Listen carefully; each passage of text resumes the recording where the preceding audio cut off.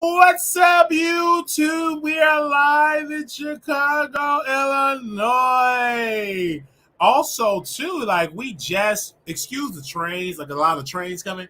But we have just purchased the microphones for the cell phone, so the quality will be better because we'll be streaming on our phone. And there's something else I need to add, but we good with that way.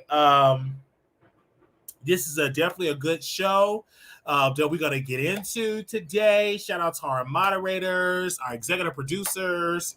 If you want to be executive producers, all you got to do is do that as well. We outside. We don't need no green screen. I want that Mother Nature. We need the birds chirping. But God is truly good. We are here with another episode. Y'all got a good show today. Sorry for the interrupt. Sorry for being tardy. But we had to get the equipment because we got to prepare for Monday and other days. Very busy. Like Monday, we'll be City Hall. Tuesday, we'll be in Dallas. Thursday, we have 2 interviews scheduled. Then the weekend, we'll be back in Chicago. So we're just busy. All right. We're just extremely busy because I'm going to take my nieces to go see The Little Mermaid. We're going to be doing that as well. So this is something that we're going to do. We ask that you please click that like button when you come on in the room. I am Wiley. I'm your host. I'm a social commentator, a political commentator as well. And so we cover things in Chicago, Illinois. If you want to meet me, if you're in Chicago, I will be attending the Jamal Green Sunday Fun Day, how to buy a property in 30 days, Sunday, May 21st. I'll be at 3 o'clock p.m. at 54 East 26th Street, Chicago, Illinois, 60653. It's going to be music and stuff.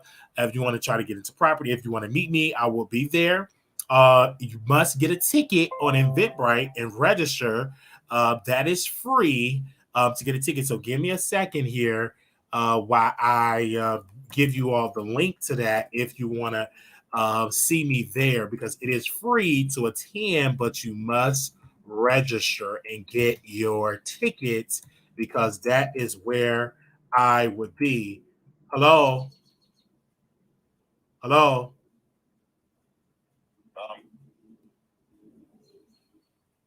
on 1 second. 1 second. I'm gonna come.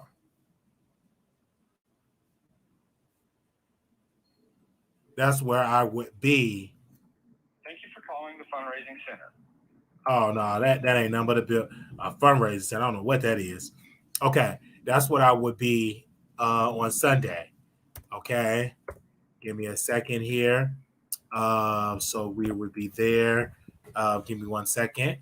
Okay, I'm gonna give y'all the link so if y'all want to attend. So I got time to. What's the Eventbrite? Let me do that right now because we are live. All right, so we'll be there. Learn how to get property and stuff like that. If you're trying, to meet me, I will be there. All right. So conducting interviews and being there, getting information. So if you want to see me, that's where you will see me at. Okay. So do not be asking me where you at. That's exactly where I would be. All right. I'm trying to find that. I'm gonna drop the Eventbrite thing as well, so you all can definitely have that, and it's free to register and get you a ticket. All right. It's only like 20 spots left. So if you're going, get your tickets. I hit it. I'm gonna scroll down here. so I can grab your ticket as well, because we are definitely want to see you all there. All right. One of my moderators, they're going to grab it and post it in the chat. So definitely is there. Looking forward to it. If y'all there, come on in the building. All right. So we are here in the building. And if you need to get a ticket, just text me, email me. I'll see you in the right information. Now, let's get into the topics here. All right. So here we go. Wendy Williams is in the hospital. She's crazy and lost her mind, and bad karma for her. Husband cheated on her. Husband had a small pain. All the gossip that she did is paying it back for her body, but it's not really karma. It's that alcohol. See, when you drink all that liquor, I tell my mother, I tell her daily, stop all the drinking, because the older you get, it messes with your kidneys, it messes with your liver, it messes with it give you weight gain, you get that beer belly. It's really not good for your body. And so that's why I tell y'all, be very, very careful with that. That's why for myself, I cut out no more alcohol, no more weed, no more of that. And I applied for a job, and I meant to ask the attorney that we had on here about, I had got a drug test in Illinois. Now, weed is legal. I've been to and from Chicago, smoking before I immediately erased it from my diet. So I'm like, why are they still drug testing? So I kind of Googled that.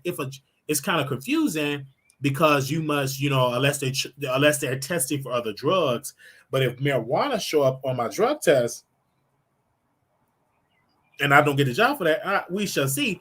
But I'm completely done with weed, been done with weed. But I think it take over 30 days, and it have not been a full 30 days since it was out of my system. All right. But definitely put down the drinks. And that's what she didn't do. She did not put down the drinks. She was sleeping with DJ Booth, trying to snatch his penis area and grab his crotch. And they fired him because they tried to cover up her behavior. And of course, DJ Booth signed the NDA. He never, or he never dragged her, because he never went to blackball himself. But he was violated by Wendy Williams, and it happened. It was at a party, and she came up to him and tried to grab his private part, grab his crotch, when she was eliminated, or when she was drunk. Okay, and it was just so sad that really happened. And people, all the gossip and all the things, it wasn't because she gossiped. It's Barbara Walters was messy. She asked messy questions. It was her behavior, drinking that alcohol and abusing her body, and she got that grave disease. Then she was falling out because she did not take care of her body. She did not work out. She was inebriated, and she did not work out or anything like that. That's why I said I want to live a long life. That's why I stopped the drinking. That's why I stopped the weed. And when I stopped the weed, I only eat one meal a day. When I was on that marijuana, I was smoking so much weed, about 3 or 4 blunts. Now, I couldn't even roll up the blunt. Half the weed I'm just eating, because the weed would just fall in my mouth and everything like that. And I would smoke about 3 to 4 blunts a day. That's how much of an addiction I had. And I would eat everything in the house. I would eat nothing but air fried chicken, pizza. Once I cut that out of my diet, I don't have the appetite. I sleep 8 hours a day. It ain't messing with my mind, with my emotions. I'm good. My routine. I do the show. I wash the dishes, take a shower, answer a couple emails. I'll go to bed, and I wake up about 7, 8 o'clock in the morning, start my day, make sure my niece is good, make sure my grandmother is good, and I do my show. And this is like a entire day of day. And I cut out masturbation. A reason why I cut out masturbation, because it was an energy drainer. You know what I'm saying? I cut that out. And once I cut that out, I sleep better. I don't even think about playing with myself. And I cut out pornography. I cut that out of my diet because I've heard for people who are saying pornography is just not really good, to watch that every day. So I cut that out. And it's going on a full 2 weeks of I'm not seeing it. And that's not good, because I used to watch it about 2 or 3 times a day. I canceled my membership. I canceled my membership of all of my OnlyFans people. One person I have left. I think I have a couple more weeks, and that membership have ended. I already canceled it. Of course, they give you into the end of the billing cycle. I canceled that as well. So that's what happened. So I just immediately canceled that format. I think better. I'm witty. I'm on point when it comes to things like that because I had to cut things out of my diet. Really, really good. I do predict that I will. I do believe I will have a baby, get someone, I believe that would happen in the next year. I do believe that's going to happen. And I want it to happen, whenever it happens, it will happen. We do it the old fashioned way. We're going to be busting slob, of course. But all of the pornography and stuff like that, I completely cut it out of my diet. And it's great. I sleep better. I don't think about it. It's not like a big test or big like, oh my gosh, like, oh, I need to see it. Like, no, I just really cut it out. I don't think about it. I'm so busy and I read more and everything like that. And so God is truly good. And so you have to completely cut that out of your diet. And I did exactly that. Wendy did not do it. She decided to get involved in this. And of course, she had a cheating husband. He always cheated on her. And because she did not ignore the cheating, she just waited until it got bad, until the baby started, and then she got embarrassed and she had to deal with the stress. But you been knew your husband was cheating. You were okay with him having a side chick, Sabrina Hudson. But as long as the baby wasn't there or a baby was produced, you was fine with it. No, cut that off. Or you say, okay, who you doing? Let's have an open relationship. This is why I tell my girl that I'm with now, say, hey, I want to have an open relationship. Are you cool with that? She cool with that. She said, I want to smash my people, my men, my women. Sometimes I want to bring people in the bedroom and say, I'm cool. You cool with that? You cool with that? Okay, we good. We get tested regularly. I got another test to do next week. This is what I do. Get tested regularly. This is what I do when it comes to things like that. Okay. Moderators, do not block. As long as they're not using profanity, do not block. Okay. Let these people comment. But this is what I do. I say I'm not, it's an open relationship. I don't hide what I do. I don't hide who I am. It's all open. I have an open relationship. It's not a secret that I flirt with men. She know I flirt with men. She flirt with women. I flirt with men in front of her. She flirt with women in front of me. It's a very open and honest thing. Now, eventually we will get married, but my marriage will be different. Of course, I will be the head of the household and I'm the leader of the house. But as a leader, we both can do what we want to do as long as we're safe, as long as we do what we have to do. I am the leader. I'm the breadwinner. She don't have to work. I will do everything once, everything will be in control. I have complete control of the household. Of course, there is no split the bills down 50-50. I pay the bills. I pay the health care. I do that and provide for my family. And so that's exactly what I do. I have not gotten married yet. Nobody have come in. I have not done that. We have some some potential people, but as of right now, we are still unmarried. We're not going to rush into marriage because I see aunts and uncles and my mother just rushing to get married. Oh my gosh, I have a baby. I must get married to this person. No, that person might not be meant for you to have a husband or wife. So I'm not going to rush to walk down the aisle. When I get married, it's going to be a special day. But until then, I'm not going to rush into marriage because marriage is a business. And everybody you shouldn't be in business with. So I'm not going to rush it. I'm going to take my time. I'm not going to rush it. It is what it is. I'm not going to rush it. Okay. I'm going to literally take my time when it comes to be in relationships. Okay.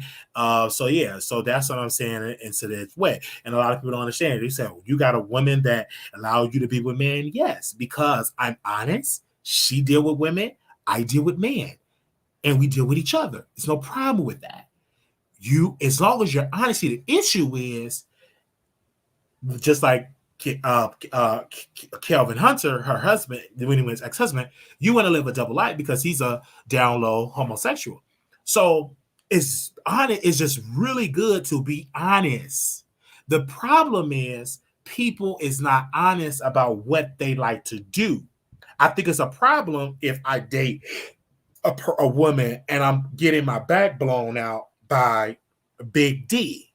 Getting my back blown out by Big D is I should, and then not telling my woman water bottle. Now you love water bottle is thick, and Big D crush is just blowing your back out, and you bending over, and you're not honest to water bottle.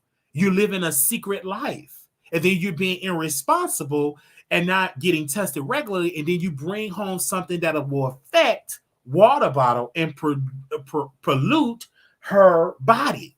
So it's best to be honest, and it's up to that woman to actually be honest with you and be honest with that woman and say, "Hey, I like to get decrush to blow my back out."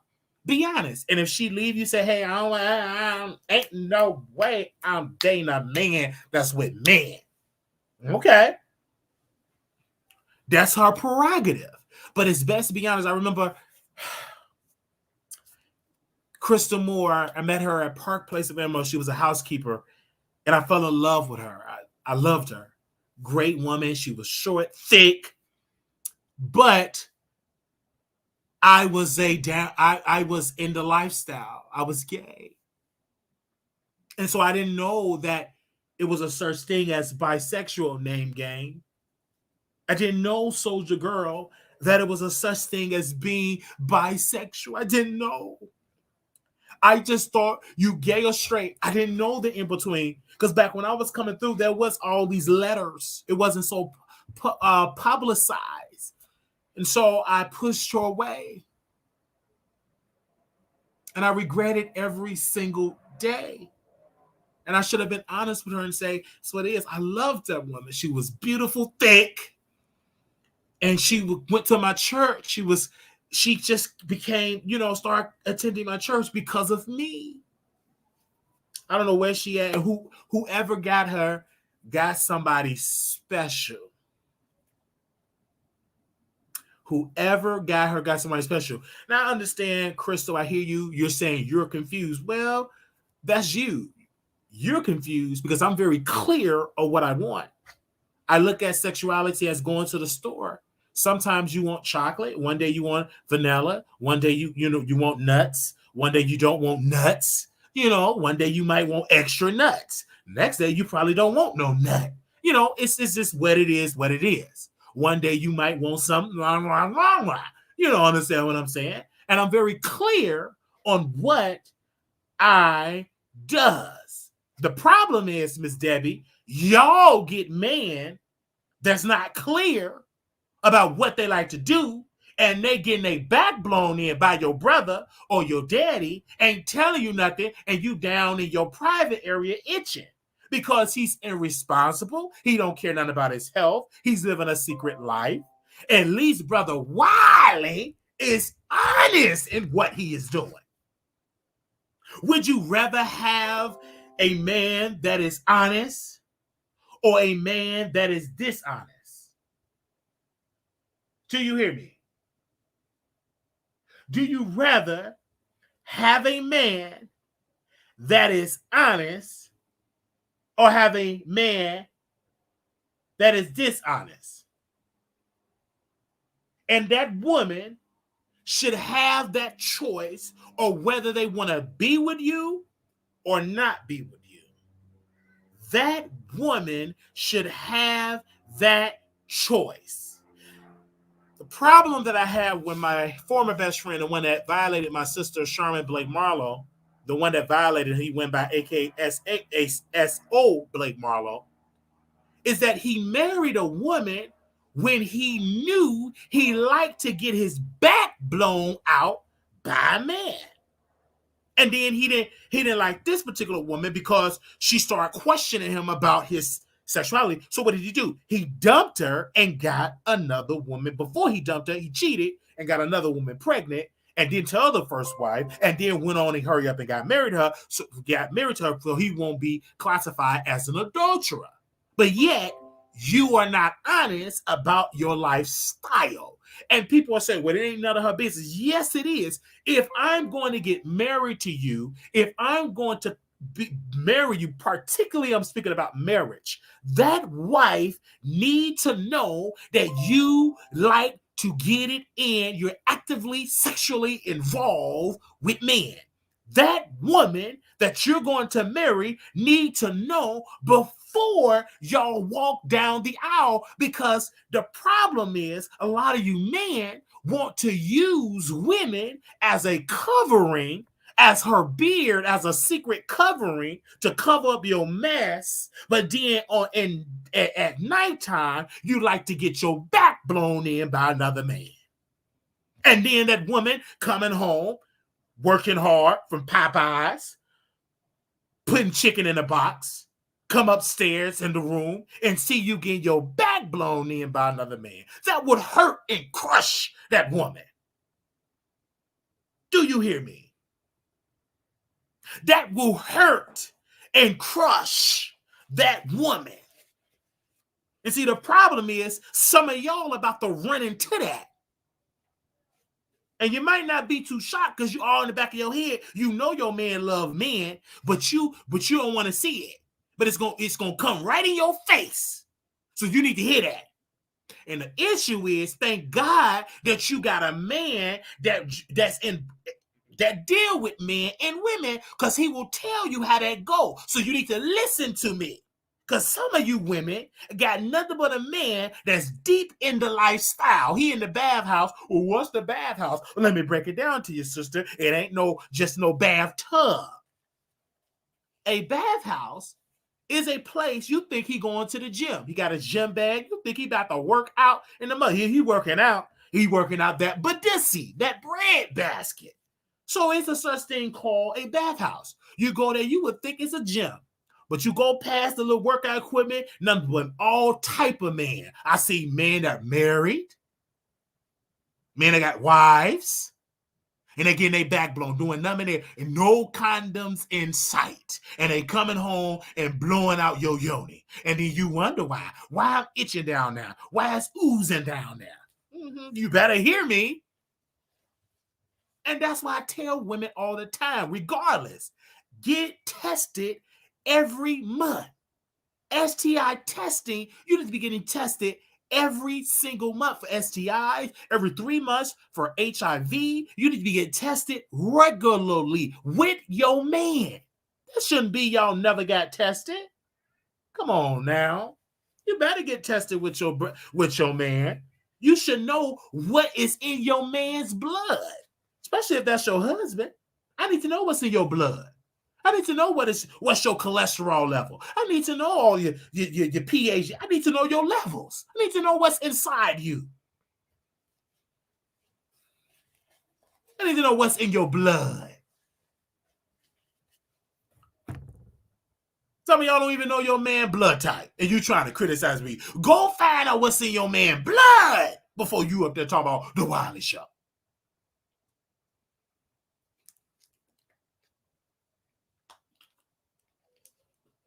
Come on now, we preaching. That's the problem.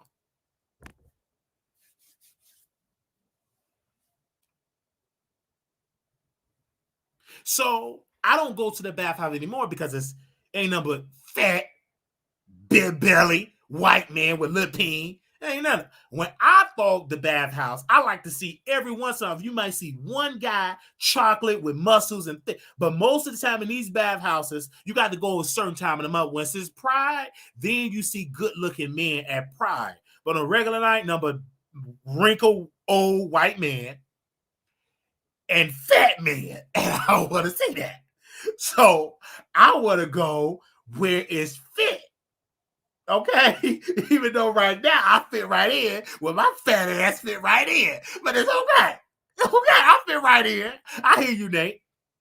And see, Nate, I can't make him part of my content. Oh, but I'm blushing. Hold on, Nate. Sit him right there. Nate is a very attractive dude, and I know he get hit on by married men. And I remember one time I was flirting with Nate. And I asked Nate. I said, Nate, why are you single? Put on my deep voice. No, why are you single? And he said, because of niggas like you. Niggas play games. Oh, you know. And so he said it. Here I am flirting and then hitting him up because I want to get in his bread basket. And Nate have standards. He ain't desperate. And all the little sweet talking I'm trying to do to him, he ain't trying to hear that. He ain't trying to hear that. And he didn't lie. If I want to come to Nate, you got to be a man. And don't be playing all this fool la la, because I ain't about to be with you cheating on me with women and then come in and lay in my bread basket. That's insulting to him. And I understand. All right? So if I want Nate, I'm going to have to take a break from the yoni. If I want to play in his bread basket. And I'm telling the truth. If I want to play in his bread basket, I must put away and go in the yoni. Okay? See, y'all should have came to the gun range. Good looking. We was in a club. I'm whispering in his ear. He's just walking away. I really, how you doing? He's just trying to. I'm just getting turned on. Then I see, I see Aaliyah. I see her, Aaliyah TV. I'm trying to flirt with her because she thick. I'm trying to. My hormones are all over the place. Man, you bisexual. You just okay. I ain't confused, probably all over the place. Man, my hormones. I'm looking at Aaliyah, where to get at her, yoni, and going to play in Nate breadbasket. My hormones through the roof. And see, that's why I had to cut off that Hennessy. Ooh, that Hennessy ain't no joke. So I understand Wendy Williams. That Hennessy got you horny. Do you understand? Man, put that Hennessy, went to Nate hotel room, me, my friend, Aaliyah, we in his hotel drinking. He put the Hennessy, and my friend, because she was a driver, she didn't want to drink. So she just giving all the Hennessy, and that horniness activate. A whole nother personality just woke up. That's the horny version of Wiley. This ain't the Wiley Show. I don't want to get no click in the view. I want to get in somebody's bread basket and somebody click. I want to click all right, but ain't no clicking no view. I'm horny. So I had to put that bottle of Hennessy away because that bottle had me thinking of some things. It made me feel all warm inside. And they say you got a bottle of Hennessy. So I already know. And I don't drink much. So when you're not a drinker, you can get you 2 cups, about 2 or 3 shots. You ready. Man. Hey. Once you get you about 3-4 shots, man, you ready for somebody click. Somebody bread basket. You ready to wear somebody out. Okay. So that's how I said, okay, I got to lay back on the Hennessy. Because I haven't drunk in months. Went to the club. We went, where did we went to? I want to go to that Lottie Pad. Thank you, Prada. We went to Sue Ellis. All nothing but women. It was a lesbian club. It was men there too. Because anytime you got women in a bunch, you will see some brothers. Okay, I was just there. And man, you should have seen Aaliyah thick. Titties was tittying. Breast was breasting. Oh, this is entertainment person only. Breast was breasting. Butt cheeks. So, and wait a minute. And, I mean, thick. She showed up in a cat suit, in a bodysuit. Man, hey. And Nate smelling good, looking good, brown, looking good, tall, looking good. See, y'all could have seen all this, but y'all wasn't there. Y'all at home. Getting ready for church. Y'all was at home getting ready for church. And so while you truly have some weirdo head in your circle, but I'm going to keep it positive tonight. Okay. So y'all was at church. I was in there ready to get in somebody's bread basket. Y'all was in there reading the word. I know y'all reading the word, praying, meditating, hunching, and that kind of y'all don't do no wrong. Y'all be in there. Y'all innocent, don't do no wrong. Okay. I'm ready to get it in. But y'all would have known that if y'all would have came to the Dallas meet and greet. Because anytime I'm in this space, I don't care if it was just only 4 of us, and we had a time. I know we on topic because Wendy wins. We still talking about drunk. because that liquor does some things. No, I can't be addicted to that. Drinking, you should only drink every blue moon.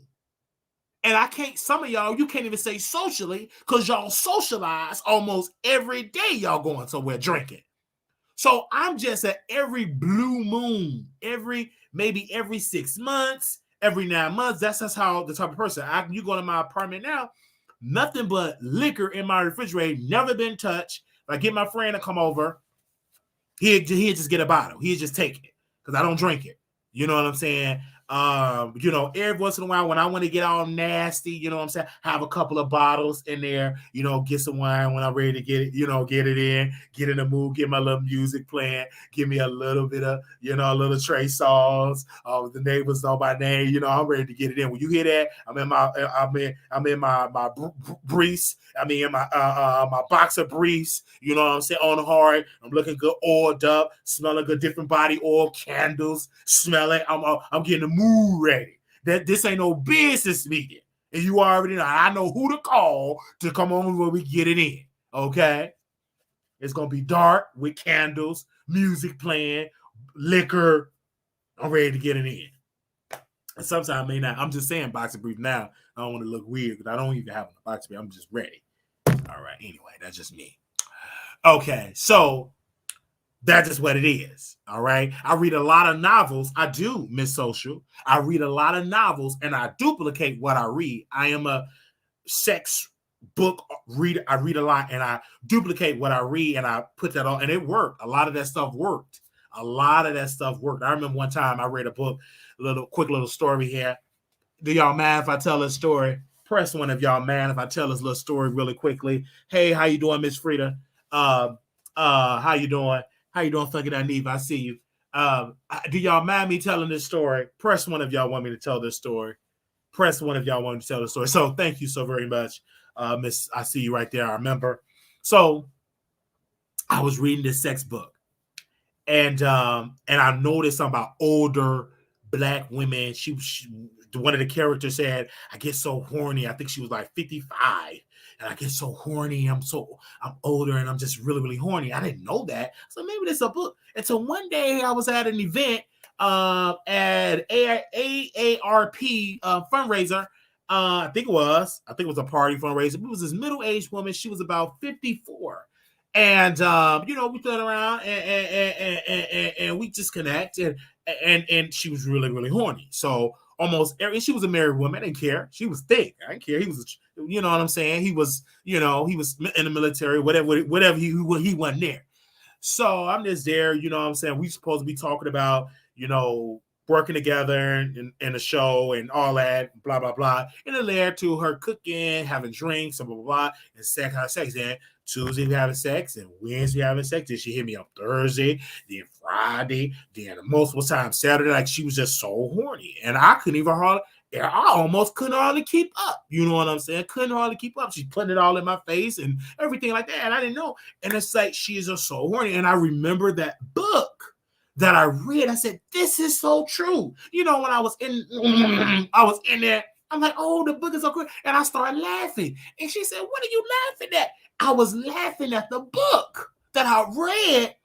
And I read this many, many years ago in Chicago. And she was so horny. It was great, awesome, and beautiful. She didn't look like she was 55. She looked like she was in her early, 30. She was good. Look good, smell good. She tastes good. Amazing. Kiss her made my body just shake. My leg just woo. I was just thinking, woo. My body just shivers. Just thinking about it. Things she did to my body made me feel it was just great. You know what I'm saying? I really, really, really, really, really good. I thought I was in love. And she kept saying, you don't love me. But I said, I love you. You love me? I said, I love you. I love you. I love you. I love you. I love you. I really, really love it. It really didn't, it was a lust. But of course, it was really good, Anyway, so back to Wendy Williams. She's horny and now she has dementia.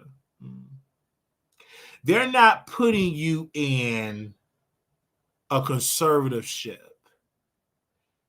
if you got your right mind. The courts are not going to, the judge is not going to grant a conservatorship for a person that's in their right mind. You either have a drug addiction, you are mentally ill, you are mentally incompetent. So there was evidence that she was not competent. It's so sad. You know, a lot of people love Wendy Williams. I love her, but she did not take care of herself. Britney Spears, they put on her because she was, she wasn't taking her meds. She was hearing voices. She was spending money, just spending it weird. And so the courts had to put her on there for her safety. If they didn't do that, all her money would have been gone. And now when she got off of it, it looked like she needed to be back on it. She's shaving off her hair. She putting chocolate all over her body. She looked like she stank. She ain't, you know, she ain't making sense on social media. It really looked like she back being, understand? Look like she got off and then she got off the meds and look like she need to be back on the conservatorship. So sad, Britney Spears. Just so very sad. So let's move on. I just had to say that. Okay. All right.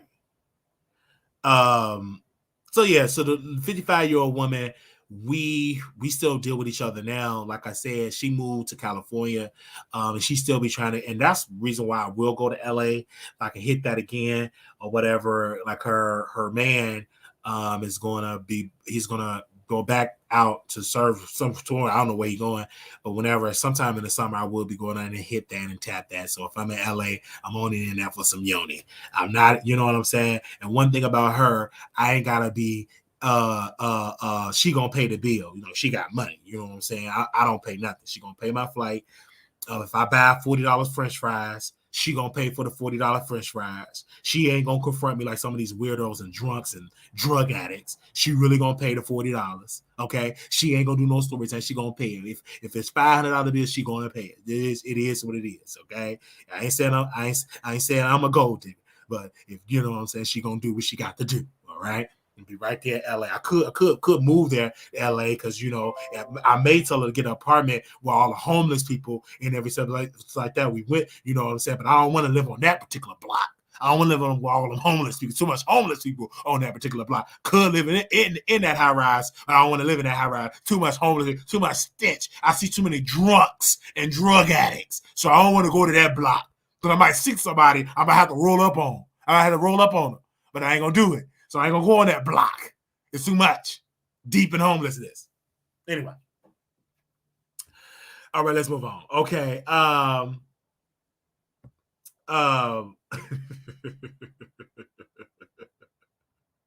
just don't. I am not about to do it. It's too much homeless people. Oh man, I'm just telling y'all. I know y'all don't like what I have to say, man, but I'm gonna say it, y'all. It's like too much homeless people. So give me a second. Hey, mama. You said what? I'm talking about my pop. Okay. Tell my mama to pour it. Because you're gonna waste it. Huh? The purple one. It's no more there. It's some more. It's all gone. Y'all drunk all them purple one. It ain't no more in the refrigerator. It's all gone. Y'all drunk it all.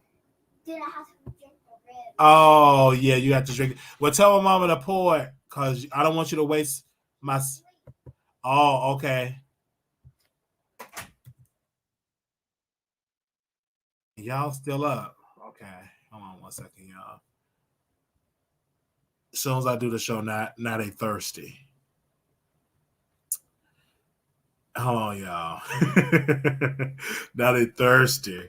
That's my niece. I love her because I think she wait till I do get on the good part, and now she thirsty. Okay. Now she thirsty. All right, let's move on. Hope she don't waste it because I be buying soda and it just be gone. I don't even get a chance to taste it. Like I have one crush and it was the rest of it was gone. They took it off. Okay. All right. Here we go.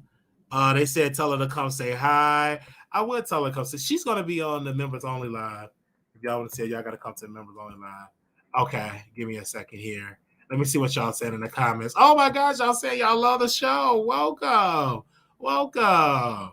Welcome. Yeah, that's the baby I told her to drink water the last time. Absolutely. I told her to drink water. And then she told Baba, she told her papa I was being mean. So now I got to be over nice. You know what I'm saying? He's being mean. So I gave her a popsicle, bought her some chicken, taking her to the movie. She said I was being mean. Okay. So we doing the members only live tomorrow. Okay. China free. Tomorrow we doing the members only live. Okay. Let's get into the main event here.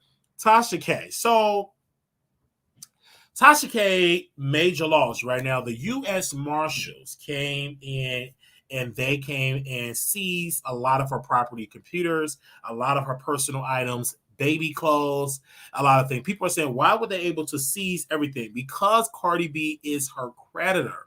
Cardi B is her creditor, and meaning that the U.S. Marshals have full authority to seize it, and Cardi B have gotten it granted from the courts to seize her assets. They seize baby clothes.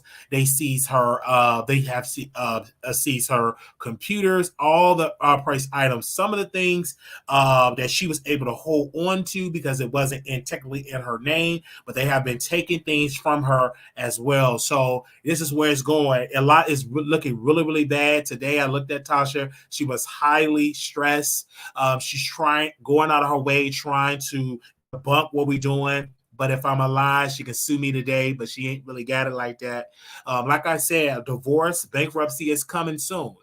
As she's going to try to do it. Now, it was a document that Tasha K was supposed to file. I forgot the name of the document. This particular document, if she would have filed it with the court, she could have had some type of financial, some type of financial burden, and prove to the court and say, hey, we need this to be in the courts, that I cannot hardly afford this, so don't seize everything, and the courts would just do a certain percentage. Since Cardi B since Tasha K did not fill out that document, they are seizing everything. She did not seize out of that document.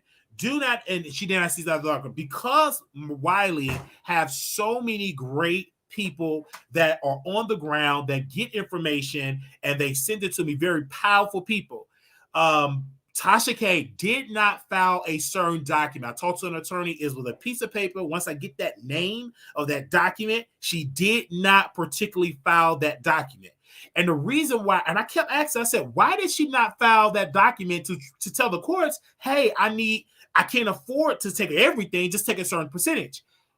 And then it was like, well, maybe it was her pride. I said, this was stupid pride. It's dumb pride. She's dumb. Because if you have the opportunity to get a certain percentage, then file that document. This file that particular document. Ain't no way in the world that I'm gonna get I'm not gonna file that, and then she take everything, baby clothes. That's why her son is over in Africa trying to be a child soldier. Computers, that all of your stuff. They seize everything from the house. They have seized everything. They're just seizing things from Tasha K. Her assets is just gone. And now that Tasha K is just trying to save face, and Cardi's about to file something else because Tasha had put some of the money in her mom's name, most of it. And now Cardi's going to file and say it's fraud what she's trying to do in hiding her money and putting her mom's name. So it's a lot of legal things that Tasha K is doing. And so these are the things, the game that Tasha K is playing. And this is why I said, Tasha, don't play that game. It's very dangerous what you're playing. And she gets accumulating more tax penalties as well. So they jacking that up. So Tasha K is just all around in a financial situation, and it's bad. It's her pride. If it was me, I told this particular person, I said, why don't she just start a GoFundMe? Start something. Honey, it's affecting you. And it's her pride because she feel like if I come with a GoFundMe, if I come with saying assist me, people are going to say that I'm broke. Honey, you are there. You in $4 and counting plus the $200,000 to $300,000 you owe in taxes. So it's close almost. And then if you continue not to pay the taxes, it accumulates with penalties and interest. And then the IRS, they have the authority that if you do not pay the tax, that if it gets to that point, they can vouch to arrest you for tax invasion, for not paying your taxes. So it's a lot of things that Tasha K is going through. She's lying to our audience, playing this picture and all this. She's talking about all the freakness. We don't care nothing about the freaknik until the documentary drop. We don't care nothing about you interviewing the producer. She wanted Jermaine Dupri, but Jermaine said no. And the creator and the producer said, okay, we'll do it. But she really wanted Jermaine. Jermaine said no, because the brat said no, go on her show, because she kept saying I was having sex with Lisa Ray. So you ain't going. So she was pissed because she really wanted Jermaine Dupri. He told her no. They sent the email to Jermaine Dupri people. He declined, and she had no other choice but to do the interview with the freaknik producer, which he don't have a personality. He don't have no drama. The people don't know him. We don't care nothing about him. But in her heart of hearts, she didn't know it because she had blackballed herself. Not too many people can say that they blackballed themselves. Usually people blackball them because of a reason. Tasha blackballed herself because she dragged Lisa Ray, she dragged the brat. That's why you got to be careful how far you go, because you never know where they're going to go into business. Now you want to interview Jermaine. You want Jermaine on the show, and he told you now you are, oh my God, let's get the producer. He the one in charge. He the one that got the power. But he ain't got no personality. That's why when you release the preview, give me a second here. When you release the preview here, give me 1 second. Station head, don't leave. I be in the back. That's when you release the preview. That preview that you release only got 14,000 views. If you would have had that same preview with 5 minutes and 15 seconds with Jermaine Dupri, that video would have potentially went viral, because then you would have had the brat on Ricky Smiley Morning Show dragging him for filth. Okay? Dragging him for filth. But you didn't get that. You only have to do the producer. You don't have an A-list star. You never had really an A-list star on your show. The closest you could have had was the Wendy Williams husband, but he declined, and you decided to leak that private phone call and pretend like it was an interview, but you secretly recorded him because he declined to come on your show. Okay? Do you understand? So this is the situation. We're not intimidated by Unwind with Tasha K. Unwind with Tasha is content. She is very controversial. Okay, Jermaine, y'all know what I'm talking about. She's controversial. You know, after a while, I don't know some of these, right? So this is the situation where she's at. Now she got her little studio that's not in her name. Everything is her mom's name. This is nothing but fraud. You can't do that with taxes. Now, she ain't stupid enough to put stuff in her mom to hide it, because you can't. That's your debt. You can't. It's yours. You're potentially committing fraud. You can potentially committing fraud. And you mad, and then here you go. Oh, yo, should I do? You're trying to change the subject. No, don't change it. I ain't changing my time, and then you abandoning YouTube because all of your checks go to Cardi. People saying, one particular wino saying in the chat, you're treating us like a stepchild. No, she ain't treating you like a stepchild by just by doing it. She's forced to treat you like a stepchild because she cannot be dropping all this wine on YouTube because she don't get the money from it. It goes to Cardi B pocket. So she have to go on the TashaKLive.com, which them numbers have dwindled a lot, because she don't get the views like that. And the topic she talked on there don't make any sense. She talk about topics that don't make no sense. She tried to do a rebrand. So when you go on the TashaKLive.com, she want to talk about Diddy. She want to talk about Angela. She want to talk about Blueface. That's it. But the reason why people is not checking for that app is because it's not salacious. It's because you're not saying that, let's be clear, the old Tasha K will say Diddy being sued for putting his peen in his male housekeeper mouth. That is a type of salacious that a Tasha K is known for. So you're trying to revamp yourself to become something new, and it's dry, it's boring. I talked to many of your audience that said you're boring and dry. Many of them had to unsubscribe, and I had to tell 10 of them that if it's difficult, go to your bank, cut up your debit card, and end that relationship. It's so sad you have to do it because she make it so challenging. A good site that you go on there, it's a section to unsubscribe. When you go to TashaKLive.com, you cannot even find that section. You got the email, all that. It's something you have to cut up the card. She make it that difficult to unsubscribe, which is illegal. You supposed to make it, if it's not illegal, it's unethical. And I had to tell them to just cut up the debt, cancel that debit card, say it was stolen, and end it that way. Do you hear me? So that's just how that goes. It is so sad. It's really, really sad when it's going. Her content have never been the same because she have severely damaged her platform. And now that her YouTube channel, she can't get no money from it, so she can't really go over there. Anytime she posts over there, it goes all to Cardi B. That's why she don't want y'all sending her no super chats, because all of it goes to Cardi. And she got to pay taxes on there. She literally have to pay. Ain't that something? You got to pay taxes on income that you don't even receive. It's going to somebody else. Tasha K have to pay taxes on that. So you're pretending like, thank you, Regina Show, for that $10 super sticker. You are literally working on YouTube for free, but you can't abandon YouTube. Why? Because you need YouTube to promote your app. You need it. You can't just completely abandon it because you don't have the numbers to do it.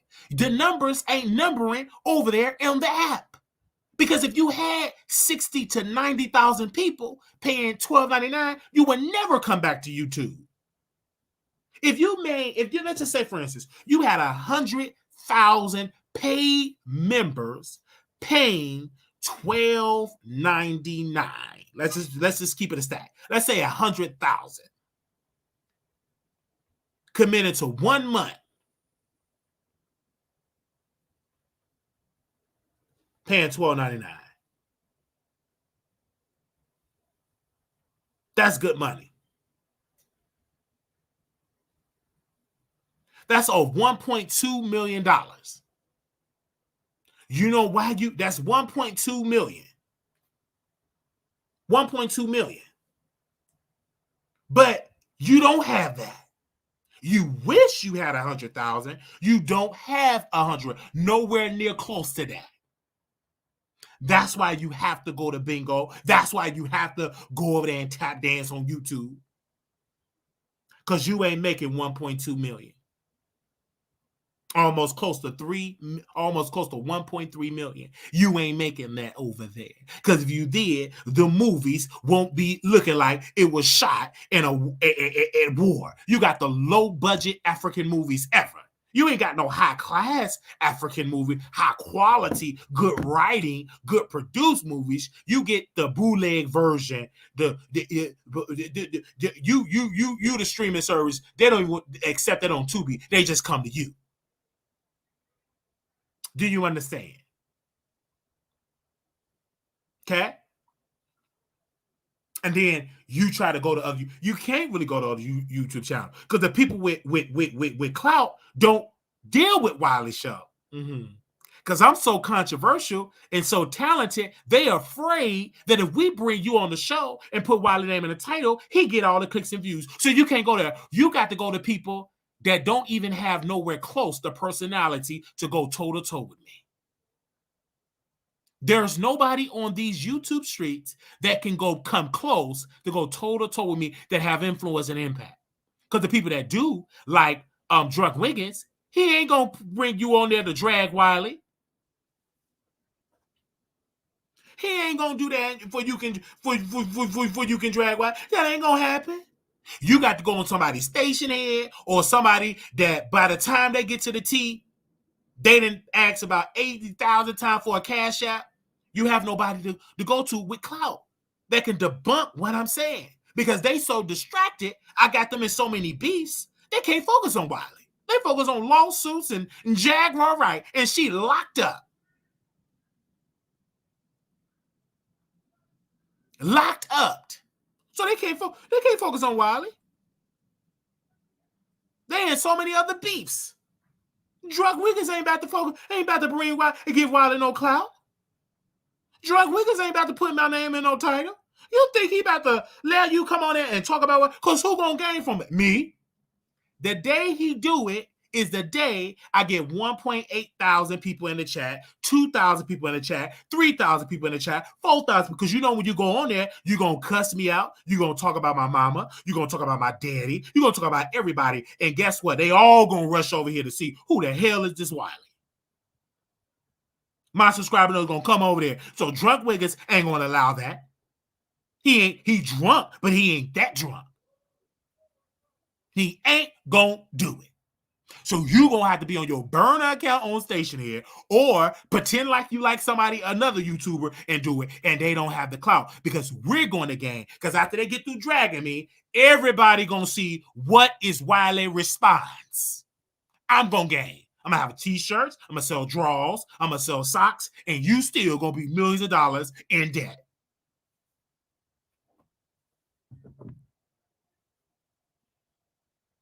Just like her former moderator wanted to go to our Drunk Wiggins YouTube channel.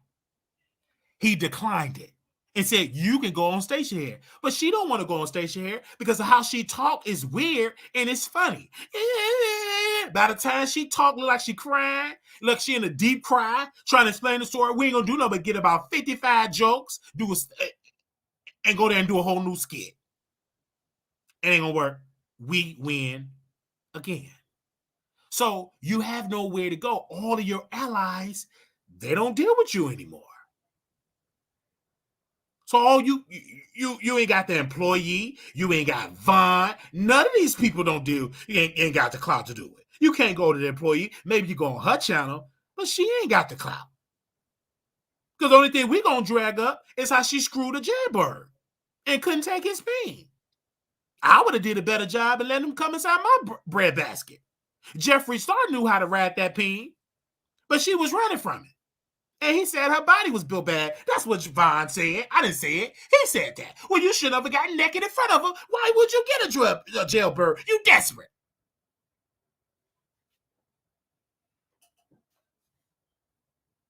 Okay?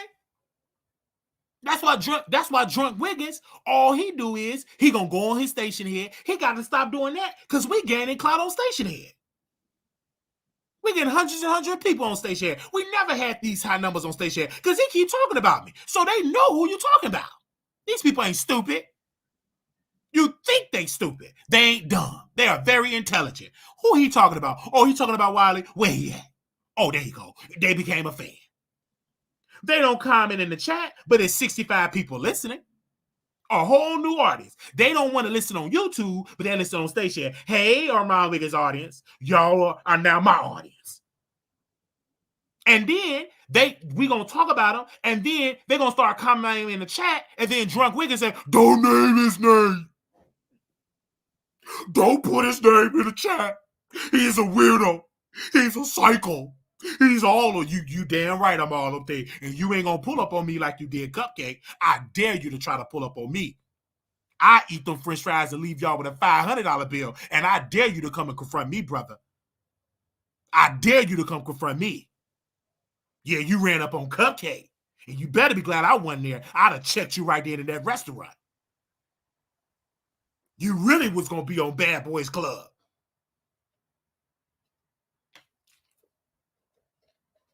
And he don't confront me like he doing her. He do women that way. He know not to try that with me. You better sit there and shovel them cards secretly. I dare him to come and confront me like he did her. Yeah, he did that to the woman because she couldn't defend herself. But I can. And he stopped dealing with because we defended her. He stopped talking about her. Coward, weak, pathetic. You running up on women. Then when a man show up, you, oh, I gotta leave. I can't be alive. You scary. Sit down. You weak. And y'all talk about my story time, and anytime I do a story time, y'all gonna rush. Okay, you recently just did a story time. They didn't watch it. They don't give a damn that you got racial profile in the restaurant. Who cares? You probably was in that restaurant drinking, being weird, being ghetto. They don't care nothing about that. That was the least views. They don't care nothing about that. They only care about when you dragging black women. You thought you was going to put that story time that it was going to get 80,000 views. No, they ain't care. We don't care about that. We want to know, did you drag a black woman? Or did you drag that white servant? Did you pull up on that white servant like you did that black woman? You didn't do it. You sat there and you talked about it days later in your high-rise, infested with homeless people. But did you walk up on that server? Did you confront that server? Did you get up all in her space like you did that black woman? No. You did what you do best. Waited till you got home in that studio infested with homeless people with them chihuahuas and dogs and fish. And that's when you want to address her.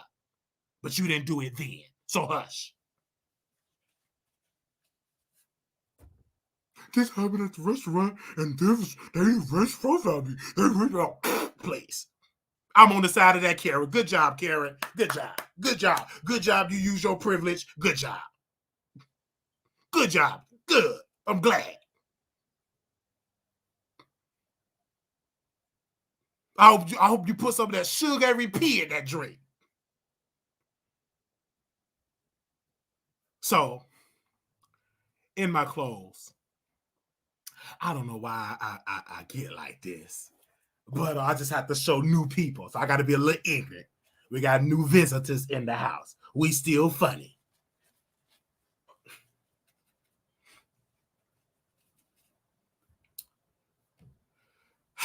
So we're going to open up the phone line if y'all want to call in today. Okay? I don't know if y'all want to call in today. But we're going to open up the phone line. Give me 1 second before we get the phone lines open up. Stay shared. It will cut off because people are going to be calling if they do call in. So give me one particular second. Do we feel sorry that they come and seize the baby diapers? No.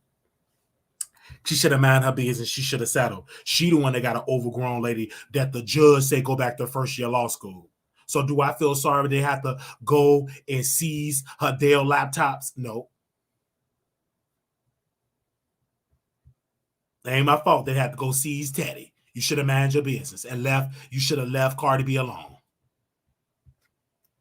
I don't feel sorry at all that they have to go seize that. I don't feel sorry for her. She did all that talking. She should have been settled. She didn't settle. So it's her fault. Give me one particular second. I love y'all people. We got 2 people watching on Instagram. 1 person actually watching on Instagram. And we got 66 people watching on Station Head. Actually, we got 1 person watching me on Instagram. We got 66 people watching me on there. I am trans number, and we got 602 million people watching me on. We got 602 million people watching me on YouTube. I'm trans number. I identified that we have millions of people watching. We have 65 million people watching me on Station Head. We have about 100 million watching me on Instagram because I identify. I feel that I am talking to millions. That's how I identify. All right. So please inspect my how I identify. I am trans. Okay. Hey, welcome to the Wiley Show. Okay. Hello. Can you mute me in the back? Hello. Can you mute me back? Give me one. Okay, go ahead. Hey Wiley. Hey, what? I watch you all the time, bro. Yeah, so really. I thank you so very much. I said we the best show ever on the internet. Ain't nobody come close looking like me. They don't got no eye like me. They ain't got yellow teeth. All their teeth is white from Colombia. Mine's is natural. Okay. Oh, okay. Oh, period. Like what? Them big old chompers. I be like, girl, like damn. Them big old chompers. That ain't no natural teeth. All big. Right. Teeth. Like that is not the move, sis. Like, why didn't your parents get you some braces when you were younger? Like, what's really the tea on that? And he had on braces and then want to get a new rat. And I didn't know, sir, that they have to shave your real teeth. I didn't know that. Yeah, see, that's why I'm like, girl, just I didn't know you have to shave. Like, who want to shave your teeth? Your actual teeth. No, I like my teeth. Who would do that? Now mine's is yellow. We gonna get a deep clean and teeth right. That's it. But I ain't gonna try to get no big old wide teeth. I like my teeth natural. I'm already got a cock eye. Then you gonna give me extra large teeth. I'm fat, big teeth, cock eye. That's too much disability. That's just too much focus on me.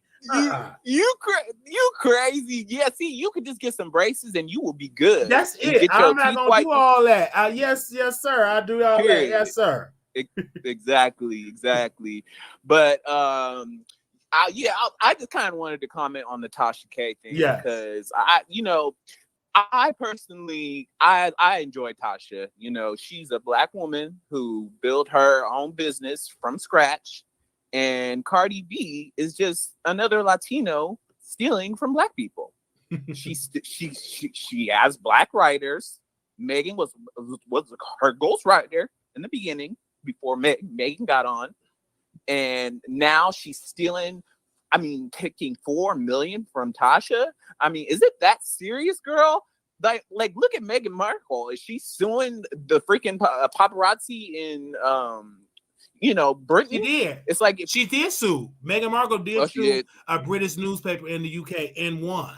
Oh, okay. So, she won? She won. Oh, so okay. Cardi didn't steal anything. Tasha K, because Tasha could have settled. You are known like the judge told her, ma'am, your lawyer needs to go back to the first year. They need to go back to the ABC of law. They need to know the ABC of law. She didn't do it. So Cardi B didn't come steal anything. Tasha said, I'm only gonna have to pay $100,000, $70,000, and that wasn't the case. She decided to go get criminal lawyers to do a civil matter. And they lost. That doesn't make any sense. Nicki Minaj got civil lawyers to handle a civil case. Tasha didn't do it, and then she lied and said all of her Black lawyers didn't want to defend her because they was all fan of Cardi. Now you know that's a whole lie. Stop. And she just lied, and she don't keep up with her lies. Do I feel sorry for her? No. She was Black, yes, but that Black woman did a foolish, and her husband is very weak. He's Black, very weak. The Black man I know is, listen. Ooh, he's so fine though, girl. He good looking, but he's weak. And I'd rather deal with a butt ugly man that will delete the video. If he would have went on and used his authority, just delete it and deleted it, just delete it. We wouldn't be in this $4 million. And then she decided the judge gave her multiple opportunity. Settle, ma'am. You're going to lose. Tasha said she want to settle. She about it. I ain't gonna settle. And then she kept touching her. So now she got to pay. It's a consequence. Now you're gonna have to pay. And Cardi is setting an example to her because you said I had bumps. You said that my child had this. You said all these things about Offset. You just harassed me. Schemo said that Schemo got me, that I was robbing, got me in gangs. All the things that she said. Now she couldn't even back it up. They said, "Do you lie?" Yes, I lied to my audience. So why did you lie on Cardi? Because I believe that she can pay for the therapy. That's what she said in open court. Yeah, that was crazy. I mean, her court tactics were absolutely ridiculous. And you are right about that. She definitely brought that on herself. But me just looking at Black people as a whole in this country and thinking like, okay, this is a woman that has a husband. She has children, a daughter, a son. you know, that are going to grow up one day and need support. That's just less money going into our pockets. I don't know. It makes me feel but who's the blame of that, sir? Would you do that knowing that you're wrong?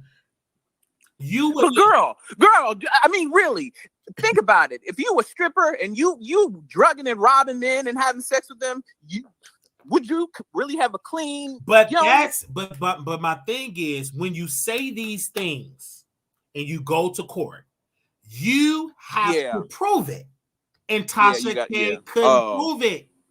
And but the major thing she said that the lady had herpes. Once the judge got the records from the hospital, she did not have it. So you can't say, but that can you prove it in the court? And Tasha couldn't prove anything. And she said, I lie. Her husband said, we lied to help our show with the ratings. And we did it because we thought that she can pay for the therapy. Now, if you say that in open court, what do you think the jury is? Stupid. And it was her jury, the jury of her peers. They like, what? Like, what? And they, I know. Are you serious? Like, why would you even admit that? Like, oh, you did I know. for some therapy. So Tasha said a lot of things that messed her up. And then when she filed the appeal, she used the same lawyers that the judge said go back to first year. When they filed the appeal, it didn't even make sense. The 3-panel judge, whatever, how many people on the appellate court, they dragged the lawyer because it didn't make no Poor sense. Olga getting dragged. Because she was an ineffective lawyer. Now, she probably good with criminal law. Even when you go to her website, they specialize in criminal law. This is civil. But you would know this in law school. There's a difference between criminal and civil. It's totally two different laws, different statutes for that particular law, for that particular section of the court. I just don't understand why Tasha K did it, and she lost. And now she want to drag. Oh shit! I could have got a black lawyer. No, you bragged with them lawyers, saying they unstoppable. You took pictures like they was just going to get Cardi B together. But Cardi, she's got lawyers from New York that they. But she got money. That's what pisses me off, though. Like Tasha don't have Cardi B money. No, so she don't. But if you are. Mm-hmm. If you want to pick on that and drag somebody, you got to know what you're doing. It's many other people that could have sued Tasha for the lies. It was just this one particular celebrity. She kept sending the cease and desist. That's the first step. Tasha said, I wipe my butt with a cease and desist. Kept doing that. So she had chances after chance. She did comply with the order. She got arrogant. She got too arrogant. Prideful. And she was blinded with clicks and views. Now you in 3 million. Now you have to hide your money. Now you in tax debt because the courts, they found out it was in the chart that this woman almost owed $300,000 in taxes. So she did this to herself. She have nobody to blame but Tasha Kibi and Mr. Kibi too, because I'm from the old school. Yeah, my husband is the head of the household. He's from Africa. He must. I mean, literally, I can tell that he's been Americanized because the true African men that I know, they are traditional. They put their women in check, and he didn't do it. He allowed his woman, that mouth, to drive them in $4 million. Actually, it's more than $4 million because it's $4,500,000 in debt because she owed the IRS. Oh. Yeah, I mean, as a man of the house, he should have put his foot down and said delete that video. But Africa is a continent. Well, he needs to go back to that continent and get that training because on that continent, people understand that continent in Africa that they believe in the husband is the head. Period. The way how they treat their women is totally different. How American, they don't play. Them African people will put you in check. The women, the African women are subservient to their husband, especially if they're born and raised in Africa. Go to Africa, you would see. And he did not put his wife in check. So that's maybe I don't know. Maybe she wear the pants in the house, it seemed like. Because also, too, when you have a woman, it's no offense, when they make all the money, Up that masculine energy, they become the person with the fans. And especially that's why somebody like Tasha. You got to be careful when you allow women to make that money. They pick up the masculine energy. They pick up that CEO. They pick up that I'm the HBIC. And you can't say nothing because I pay all the bills because I'm bringing in the money. Man, it's the same thing happened to my cousin. And I'm just like, oh my gosh, can y'all? Gosh, I just feel bad for Tasha. I don't support Cardi B in any way. I mean, she is completely a fraud to me, and it's just she's not black. You know, stop stealing. You can say all those things, but if you go to court and you get sued, can you prove it, or do you really see my risk? But girl, see, my thing is, it's like them. Okay, isn't it against HIPAA law to even show somebody's health records? So technically, Cardi got a lot of money. She could have hired any doctor to put anything on them results. So how do we know those results were her actual results? Again, that's where you get your lawyer. All that stuff you're talking about, you bring that up as your defense and challenge those results. Your Honor, we don't trust these. We don't trust these results. Can she take another test because we don't trust these results? But I actually feel bad for even saying that. I feel bad for saying that actually because that is kind of mean. Because it's not nice to put somebody's business out there like that. But it's like Cardi. Like, but girl, again, that's when you're the lawyer. But when the judge ordered the hospital to get the hospital records, it proved that Cardi B do not have that. Tasha lied. See, she got, and that's why that's up. And Tasha, so why would you go after somebody that do have more money and you don't? That was foolish on Tasha K part. She should have did all that dragging, but when it was time to settle. Delete the video. We can't. Let's go back to the shade room. Remember, the shade room said that 50 Cent got a penis enhancement, that he did something. Remember, and he sued the shade room. And the shit, Angie wasn't stupid. She went on and settled, and she went on and she said, "Okay, let me take this down. Recant." Angie from Africa, she won her coin and apologize. She ain't giving it up, honey. You know what I'm saying? She didn't do what Tasha K did. Like, I wipe my butt with it. I ain't worried about it. Because it would have, the shade would have to wind up paying 50 Cent millions of dollars. Is it worth it? No. It's not worth it. Do you understand that black businesses will never probably see $4 million in their lifetime? Especially a black business. See, that's what breaks my heart. I mean, that literally breaks my heart because, bro, like, when Rihanna first came out, they said the same thing about her. I mean, did she go around suing media takeout and shit? No. If she had, but the thing about it is, if Rihanna had the time, if she wanted to do it, she had that choice. Rihanna and Cardi is different. Rihanna is not a social media actively always on social media like that. Cardi B comes from the era she live and breathe on social media. So when she comments saying that, why are you kissing your baby because you got bumps? When she said that in court, I knew that was a nail in the coffin because it hurt her. I see. And Cardi B was smart. She got a psychiatrist. And when she sat there and she cried, and when she had to say that they had to put her medicine, that was in for Tasha K. And then Tasha K said, well, I thought she could have afforded the therapy. Like, it wasn't good for Tasha K at all. It was, at the end of the day, y'all can hate Cardi B guts, but we must call Tasha K out. Was it worth it? Because you can drag Cardi B all day. Cardi B ain't it was not worth it. Of that. Cardi B ain't gotta hide her money. Cardi B ain't gotta ship her baby off to Africa. Tasha had to leave her home and move to Florida because she knew story of the Latinos. They come to America, they prosper while we suffer. But get political, but this is the thing with Tasha. She's suffering because she did it to herself. She did it to herself and her family. Not just family. The same thing with Nosy Hole with Nicki Minaj. You did all that. Ooh, but girl, she's a mess though. I don't care. It's the same thing because a celebrity said, okay. Now, did that woman get hundreds of thousands of views? No. But Nicki Minaj got the money. She got the time. Last time I checked, Nosy Ho is a black woman, correct? She black. But see, Nosy don't have the money. But see, notice how Nicki didn't go crazy like Cardi She didn't just try to freaking bankrupt her. If she is going to bankrupt her, 100,000. If you broke, and if she got she don't even have $50,000. But if you got an entrepreneurial spirit, you can make back that $100K. Now, $4 million can't do it. Like, you don't think so? She want to take her trademark, she want to take her name, and she's going to pay her legal fees.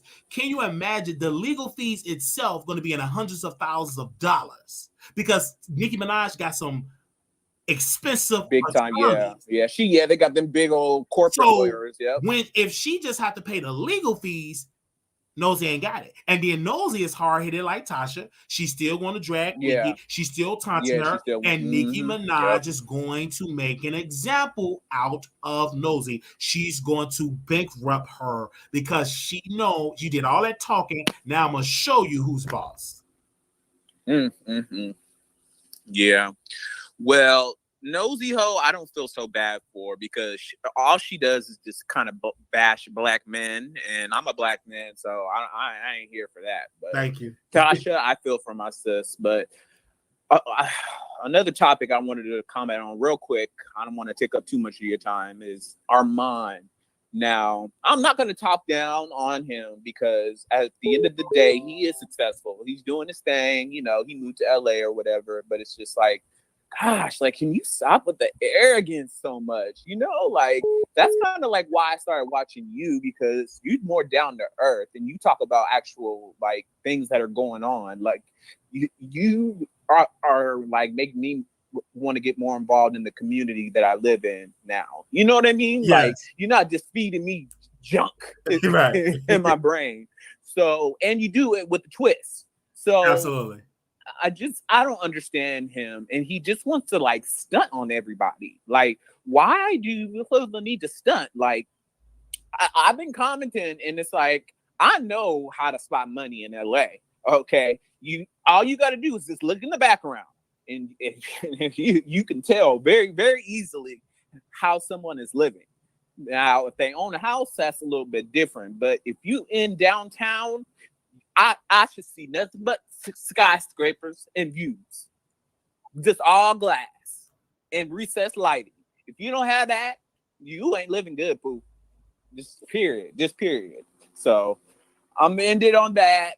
I don't want to talk too much, but I love you, Wiley. I watch you pretty much daily, so you keep doing your thing, man, and you gonna make it up there one day because you got the chops. Thank you, sir. Thank you. Keep pushing, brother. All right. Take care. Okay. Bye. Give me 1 second, you guys. I want to be able to see it on the screen here. Okay. Hold on 1 second, you guys. Let me do something. I want to be able to. Hold on, y'all. Hold on. Give me 1 second. I got to do something so I can see the phone number because it did something. Okay. Hold on 1 second. Don't call. Wait. All right, give me 2 seconds. Give me 2 seconds. We're gonna let y'all call in because I knew y'all was gonna call in today. Okay, give me 2 seconds. All right, so we are live. Okay. All right, so I want to make sure. Okay, we got it on the same tab. Okay, so posted them in the chat. Here we go. So, okay, can y'all hear? Okay, here we go. Hey, you're live on the Wiley Show. Wiley. Hey. I hope all is well. I wanted to comment on Tasha K. Okay. I have to admit that I will listen to Cardi B, but I am not a fan. But Tasha K was wrong. To sit up there and lie on someone and say that they have a disease and almost use it as a health read is very insulting, and that's why there's a lot of stigma around STDs. So Cardi B has every right to collect what she feels what she was awarded. So I do agree with her on that, and she should get her money any kind of way that she can. At one point, I did feel sorry for Tasha, but then that just went away because Tasha made that decision. That's on Tasha to pay that debt and to be humiliated and to look stupid. I do want to say, and this is just my opinion, this is not an opinion of Wiley, this is my opinion. I am not a doctor or whatever, but I do feel like it is deeper with Tasha. My opinion, based on what she gives off on the internet, I just think she's an alcoholic. And I believe that created some delusion, some type of disorder. Because who in their right mind would lie, admit to it under oath, which yes, she was supposed to, and then think that it's okay, and then convince people to continue to pay and feed and pay into her lies.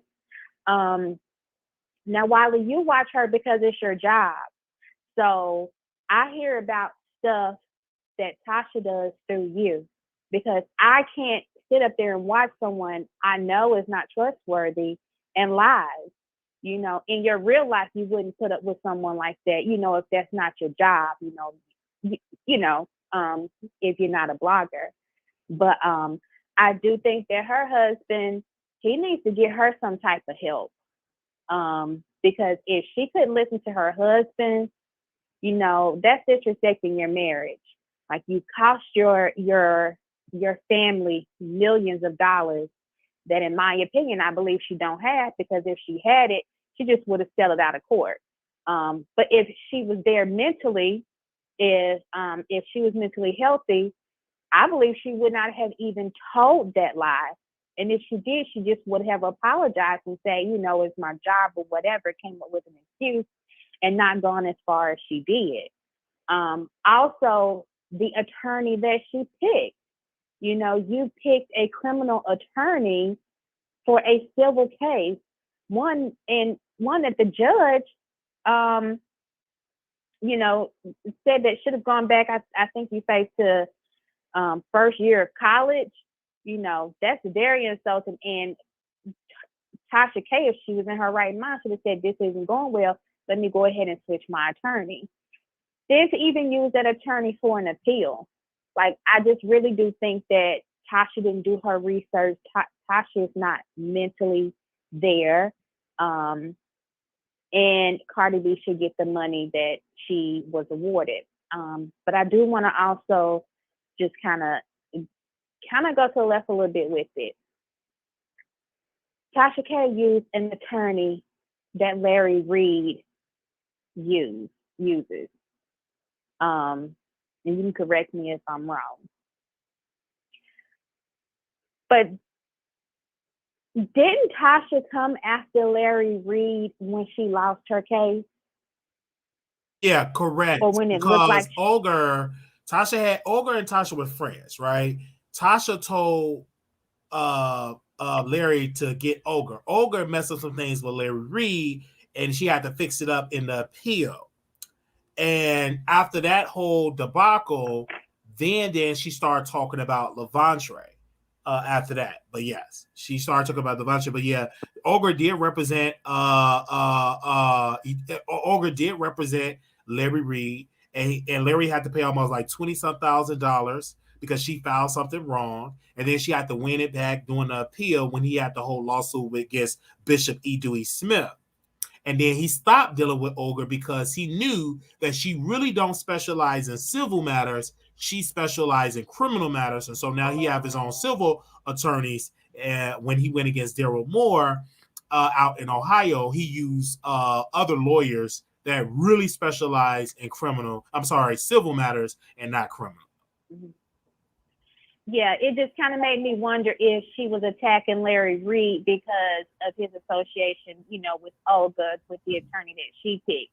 You know, did she think that it was his fault, you know, or try and place blame on him? Because I just kind of find it odd that after you lose your case or you look like you're about to lose, and you attack someone who used that same attorney. You know, had you won, would she have even put out the information about Larry Reid? In my opinion, I believe not, because she probably has heard stuff about him. Stuff passes. You hear stuff. But why wait until like after things go south? But that's just my thought. Thank you, Wiley. Thank you so very much. Okay, we had a couple of people to call in. Oh no, we had one person that was the same person. So let me call them back because they called in 3 times. If they answer, give me a second. If they answer, um,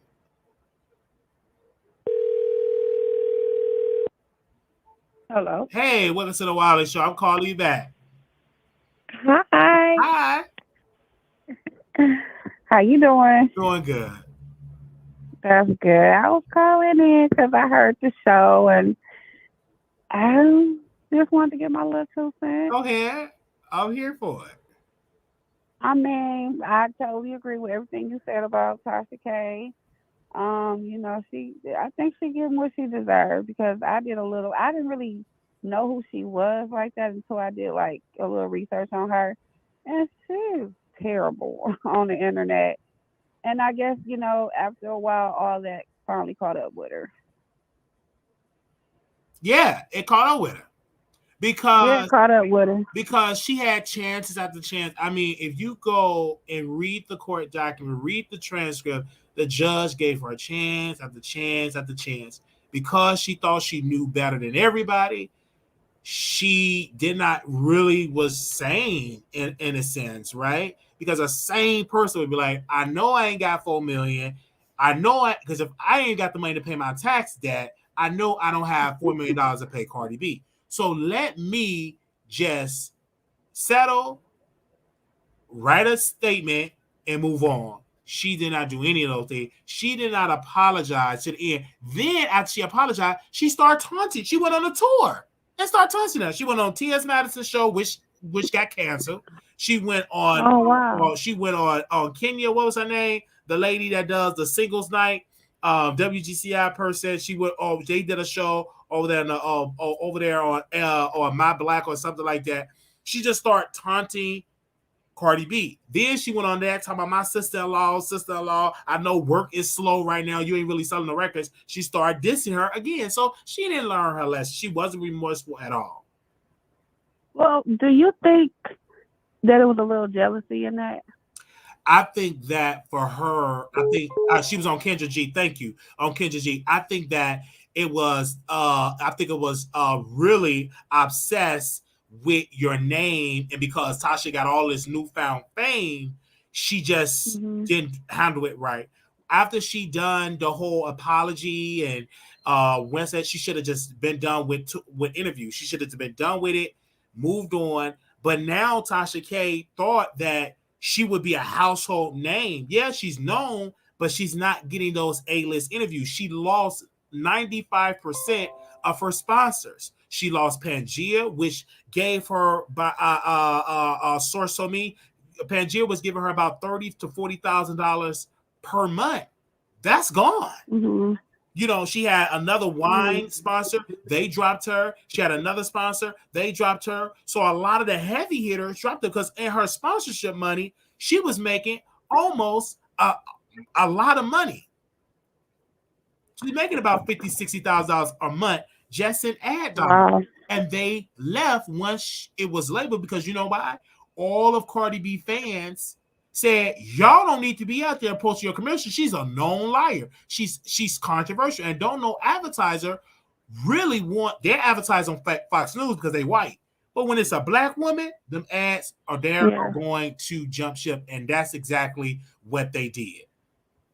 Yeah. And I just think that, I mean, for somebody to, okay, it's okay to get on the internet and talk about, of course, whatever a celebrity does, of course, people are going to pick up the content and talk about it. But I just think I just really believe it was a malicious, like attack towards Carly. And I'm like, wow, like, she kind of got a problem here, and then it was like, it's not only Cardi B, it's like everybody she come in contact with, it's some type of, problem. Look what she did to Storm Monroe. I was just like, wow, And she dragged Storm Mama. Now, Storm Mama ain't no consecrated. She dragged that woman. I know. And I think Storm took it pretty good, you know. But I just think when it comes down to it, I think Tasha K has a little bit of a problem with herself. That's the issue. I think she has a problem with herself, you know. I think also she have a problem with herself, and I think also she need a strong personality that can check her. I think that she's so used of being in power, and she didn't get therapy at all. She says she in therapy, but she ain't listening to no therapy. It ain't working, and I think that she is in total control of her life. And when you have somebody that's mentally unstable to do these Mm-hmm. type of things, it put her. And then she don't sleep like that. She don't really sleep like she's supposed. She up. She used to call me in the middle of the night and text me in the middle of the night. I'm up because I know I don't know how to sleep like that, and I know she's up, right? Because she's going through a lot Right. mentally, and this have to be highly stressful. It is. It is affecting her creativity because she's off her A game. Like when you check her content, it's dry as dry bones. Yeah. And then it's just like, I mean, like I say, the more and more I had to little investigate with her, I mean, just looking at the YouTube, what happened with her and Lovely T, I don't know. It's like Tasha K got a lot of stuff that she needs to address about, you know, do you really like who you is as a person? Because she can just be a little bit too much. You know, you're like, Yes, wait a minute. and you got This is a little bit like hate. you got Lovely T. She have an app that's about me and her talked about a couple of weeks ago, or about a week ago. She have an app that she's developing that people will be able to subscribe. A paid app is going to be better than Tasha K app because it's built from the ground up. Tasha went to a third party Hmm. company. They did not build that app from scratch. It's a website you can go on to get that as well. Lovely T actually dealing with a developer, and she's getting her app built from scratch, and it should be debuting this summer. And she's making a lot of money. She had the Spotify deal, the podcast deal. She got the T bill, the merchandise bill. She got she got another app that people, the Discord, where she make a lot of money. She make money from her website. She got most of that, and Lovely T got sense that she is not going to get in a $4 million. Lovely T talked about that story. Once the information was wrong, Lovely T took it down. Tasha got mad. Lovely T started crying.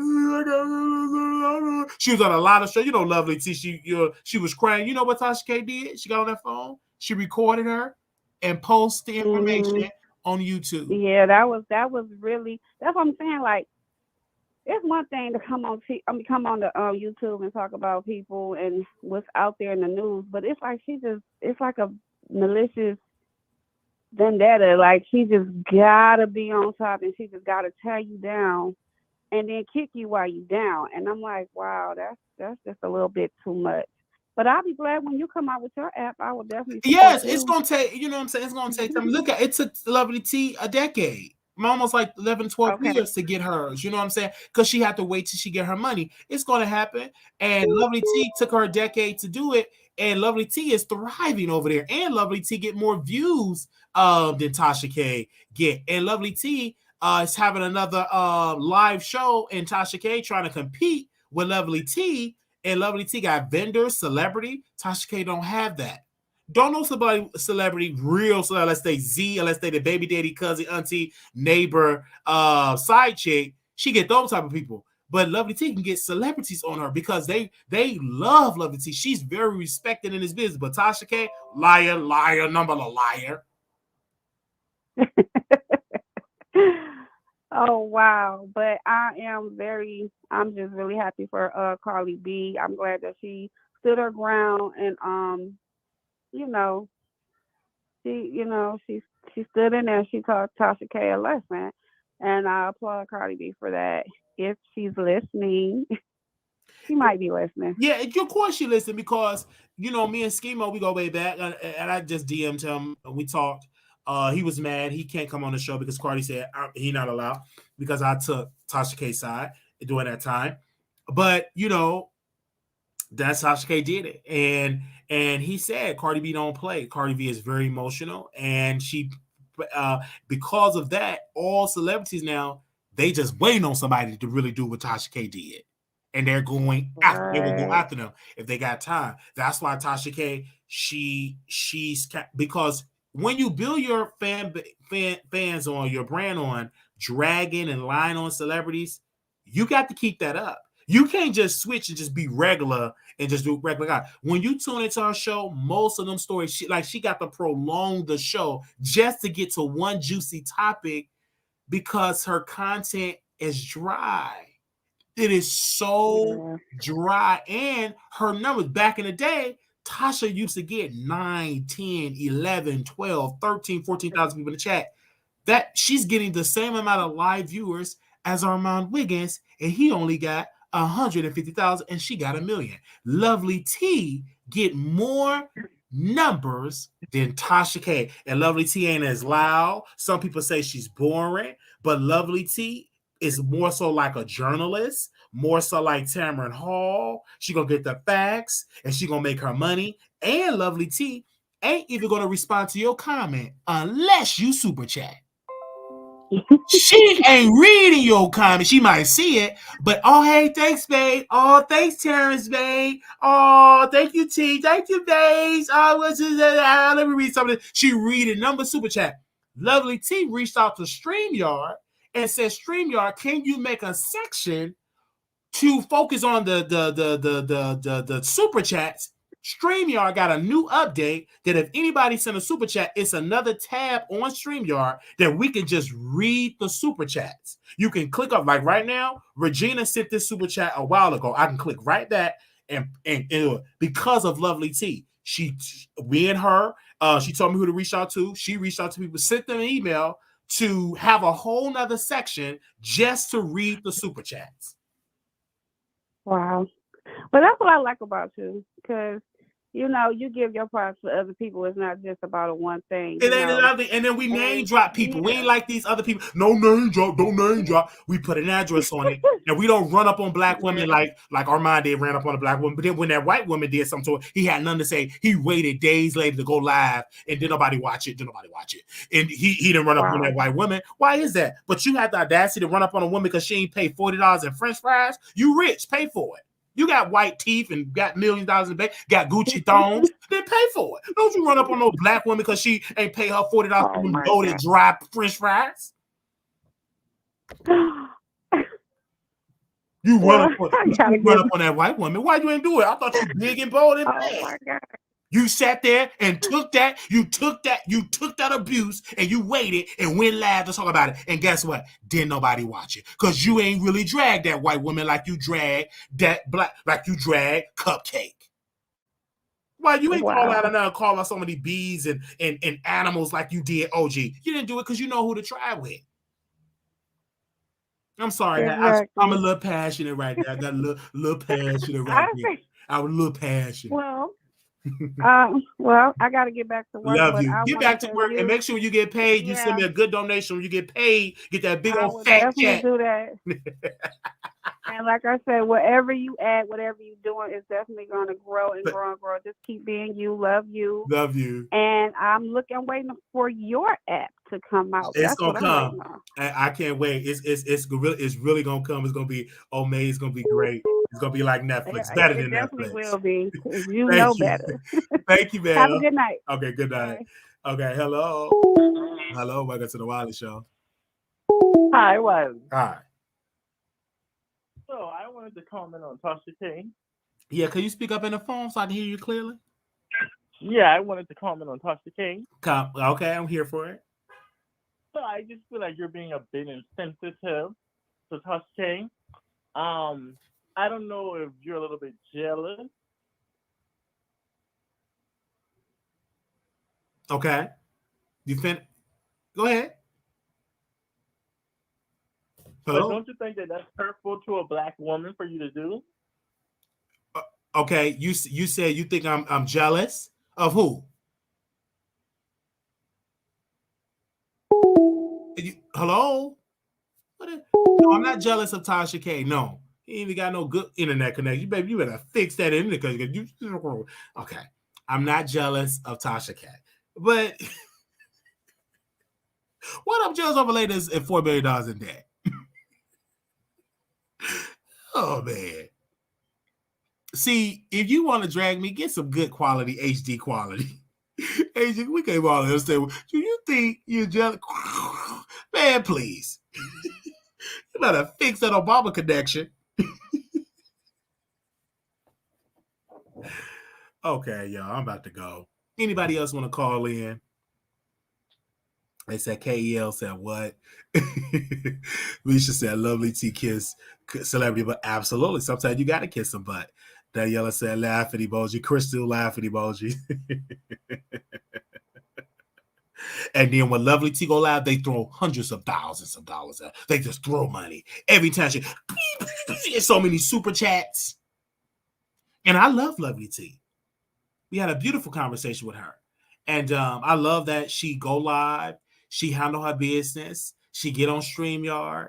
She share the screen. She play her receipts. She break down stories. When I want to get something clear and precise, I listen to Lovely T. She's a very trusted source, a very beautiful chocolate woman and everything like that. Her George Floyd coverage was A1. She didn't get kicked out of the courtroom like some of these other folks. She was very clear. She don't cuss a lot like that, over cussing. She's very low key. Okay, hello. Hello. Oh, hello. Hello. Hey, Wiley. Hey. Hi. Oh my God, I caught the live. Okay. Yeah. So, okay, so I just want to talk about some of the topics you was talking about tonight. Okay, so like on Tasha K and Cardi B, I kind of missed that first part. So they actually in her house repossessing her stuff out of her house right now? Yes, they did. They took some stuff from her. Absolutely. The creditors came and stuff. Yes. Well, that's crazy. I mean, well, I don't hate Tasha K. You know what I'm saying? I know she did the most. And she do look crazy. It is funny when y'all be dragging her stuff.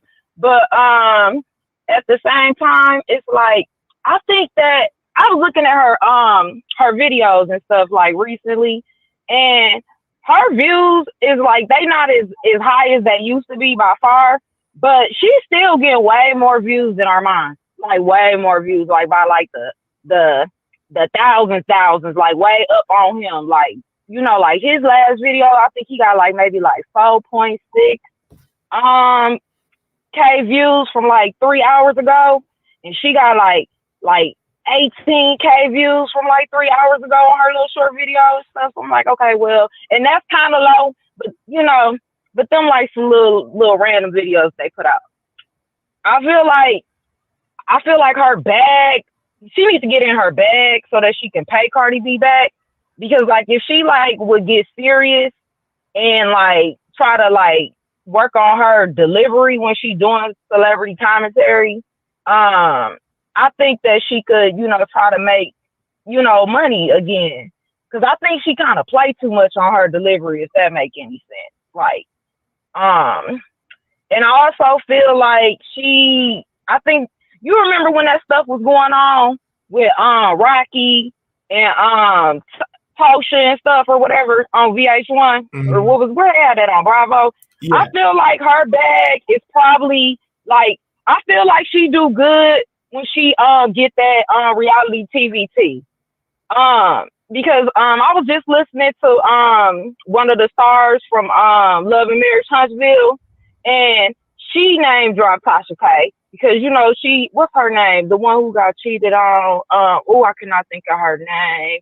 The star of Love and Marriage Huntsville. Anyway, Tasha K interviewed the mistress some years back. She did. Well, yep, and it came out. I don't know, she went viral and stuff. You know, it's a whole nother sector of people who review black reality TV on YouTube and stuff. So, you know, if Tasha do got some legitimate stuff that's, you know, relevant to the shows they interview, they gonna watch it. You know what I'm saying? And they gonna review it and stuff.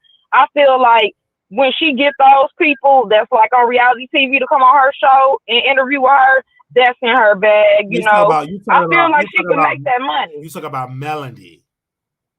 Yes, Melody Hall. Yes, yeah, and I love that show too. I don't know why her name had escaped from my mind because I actually love her. I love that show. And you know, I'm a little bit tired, but I'm like, let me call in before I get up in here and go to bed and stuff. So, but yeah, she just name dropped Tasha K the other day on her live, talking about she don't got nothing against Tasha K, but I guess it came out that her husband, ex baby daddy, whatever, had something to do with that interview with that mistress, allegedly. I don't know, but yeah. And then I feel like Tasha K doing all these wigs and some of her jokes ain't been funny like that. I'm like, girl, just give us the celebrity news. Kind of be real with it, you know what I'm saying? Like, kind of be real with it and be funny. It ain't really it's not natural. It's kind it ain't landing. Exactly. I swear it's kind of like it's forced, and it's like you just need to clean that up, that delivery, and people will mess with you. You know what I'm saying? If you coming with some real news and you ain't really lying, you know what I'm saying? Just get the tea. Deliver the tea, make it funny, but you ain't gotta be over the top. Some of them jokes be a little bit harsh. They don't even be funny sometimes. Just, work on the comedic delivery and you might be able to get your money back. And then, you been dragging Armand all week and that shit been funny as hell. I ain't even know how you. And, I've been cracking up, but I'm like, oh my God, what did you call him the other day? No, that was this morning. Something you call him the drug-infested drunk. It was funny as hell. I said, ooh, the drug-infested drunk. I was like, this nigga is funny. Why? But yeah, he be over there. His views been dropping. And it's like, I don't know what it is, but he's been really moody and emotional lately. He's been all over the place. He's been up and down and wishy-washy. You have to be careful with the alcohol and the weed. He's going to have to go on a cleansing and remove that. And also he's going to have to, stop doubting himself and thinking that everybody's got to support him, that he feel entitled to get all these interviews. Like, no, it's girls that's been in this business for 10 years and never really get more millions of views than him and them celebrities that went on the show. He believed that because in his mind that he get the most views and he don't, statistically he do not, is black creators get more views than him, way more views, and he believed that Nicki should be on his show, Cardi should be on the show, and he regret, I think, is making him get depressed because he see Jason Lee thriving, getting all the interviews that it's killing him too, and this really is, and that's why he's mentioning Jason a lot because everybody every day Jason is getting he don't get, and he don't know that he Armand the same way. I think he blackballed himself with certain connections in the industry because of Jason is so connected in the industry. And we only know the people that he talk about. We don't know that he know a lot of publicists because Jason Lee got Hollywood Unlocked. He have a lot of publicists in his phone, and they can easily blackball him and discourage people from going on the Armand Wiggins show. And that's why he's running through that brick wall, because he kind of like leaked Jason Lee information, text, and the industry they thrive on secrecy. They don't like it when you leak private information, private correspondence, because Cardi gonna like, are you gonna leak my phone number? Are you gonna leak my text? And that's why Cardi B have not called him lately. He can't even talk to her for about nothing. He always talking about some, Jason Lee got a name dropper. Anytime any one of them rapper girls blink his way or anything near him, the first thing he doing is, well, such and such spoke to me. And I'm like, not when I feel like, was that right after, I think either Cardi B was in a club with Jason or after that interview, he don't put that screenshot talking about some, it's just amazing to know that I can talk to Cardi B for 2 hours when I want to. And this, and I'm like, okay, so where did that come from? That's just random. Why you done screenshotted a text or her phone or like a phone number or a card? I don't know what it was, but I'm like, okay, you reaching, because I really ain't seen her done say nothing to you. Like, I ain't seen her say nothing to you in a minute, my boy. So I don't know what's going on. And it's just, it was given like force. I feel like it ain't just that, he quote unquote exposed Jason Lee.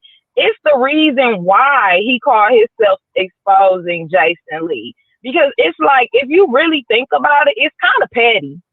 And I know this is an unpopular opinion, but I kind of feel the same way about him and Tasha K too.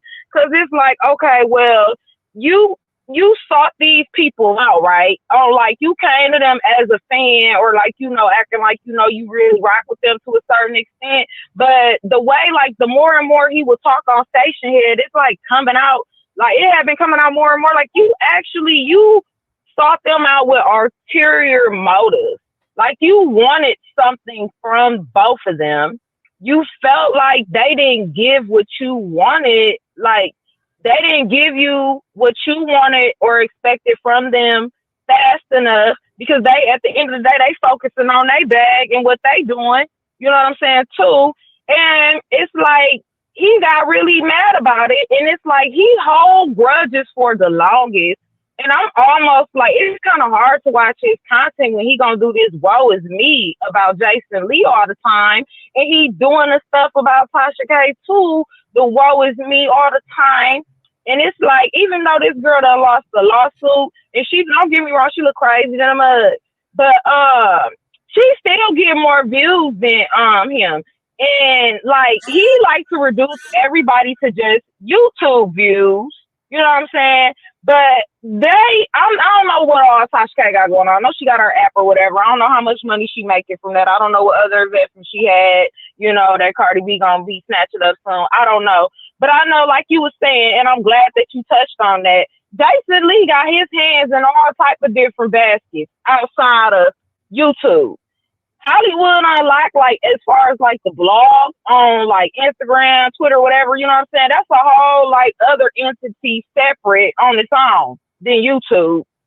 And people pay for advertising, all type of stuff on there. So the man got money. The man been on TV. The man is on TV, I think. He dealing with Diddy, Revolt, all that. The man got other money besides just some little petty ass YouTube views. You know what I'm saying? But like, and I just feel like he jumped the gun. And he been acting salty about it for a while now. And I also feel like he don't talk about a lot of stuff like he used to. It's so basic. It's just Nicki this, Cardi that, Ice Spice this, Ice Spice that.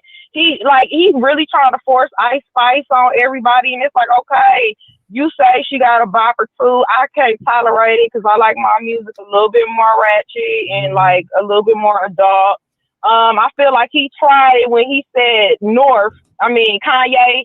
Daughter Northwest is the new tastemaker. He be coming up with all type of stuff. What's a tastemaker? Okay, and a child is a tastemaker for adult hip hop music. I don't know. He over there, he tweaking, he wigging out over there. I don't know what's going on with that man. But yeah. But you funny though, Wiley. You were so funny. I swear you be having me rolling. I know they hate when you talk about them, but they do be listening because they do be on Station Head replying. They be mad than a bitch. They be so mad. They be on Station Head. They be responding. And, that's what it is. And they can't take what I say. And it bothers them. And they be on Station responding. And he says something about Ice Spice. Ice Spice haven't released a debut album. So we would know how much. I don't know what that is with her. It's getting on my nerves too, because I'm like, I don't give a damn about this girl, this child. I'm too old. And another thing about Armand be calling Jason Lee old. Armand is older than the both of us. Armand old as hell too, dang there. He in his mid to late 30s. I don't know why he up there trying to argue with these young little 20-something, trying to tell me that Northwest the tastemaker of the generation, and he act like Jason Lee just so old, baby. And then Nicki Minaj, she done just said forget all of them. She done said forget Millie, forget Armand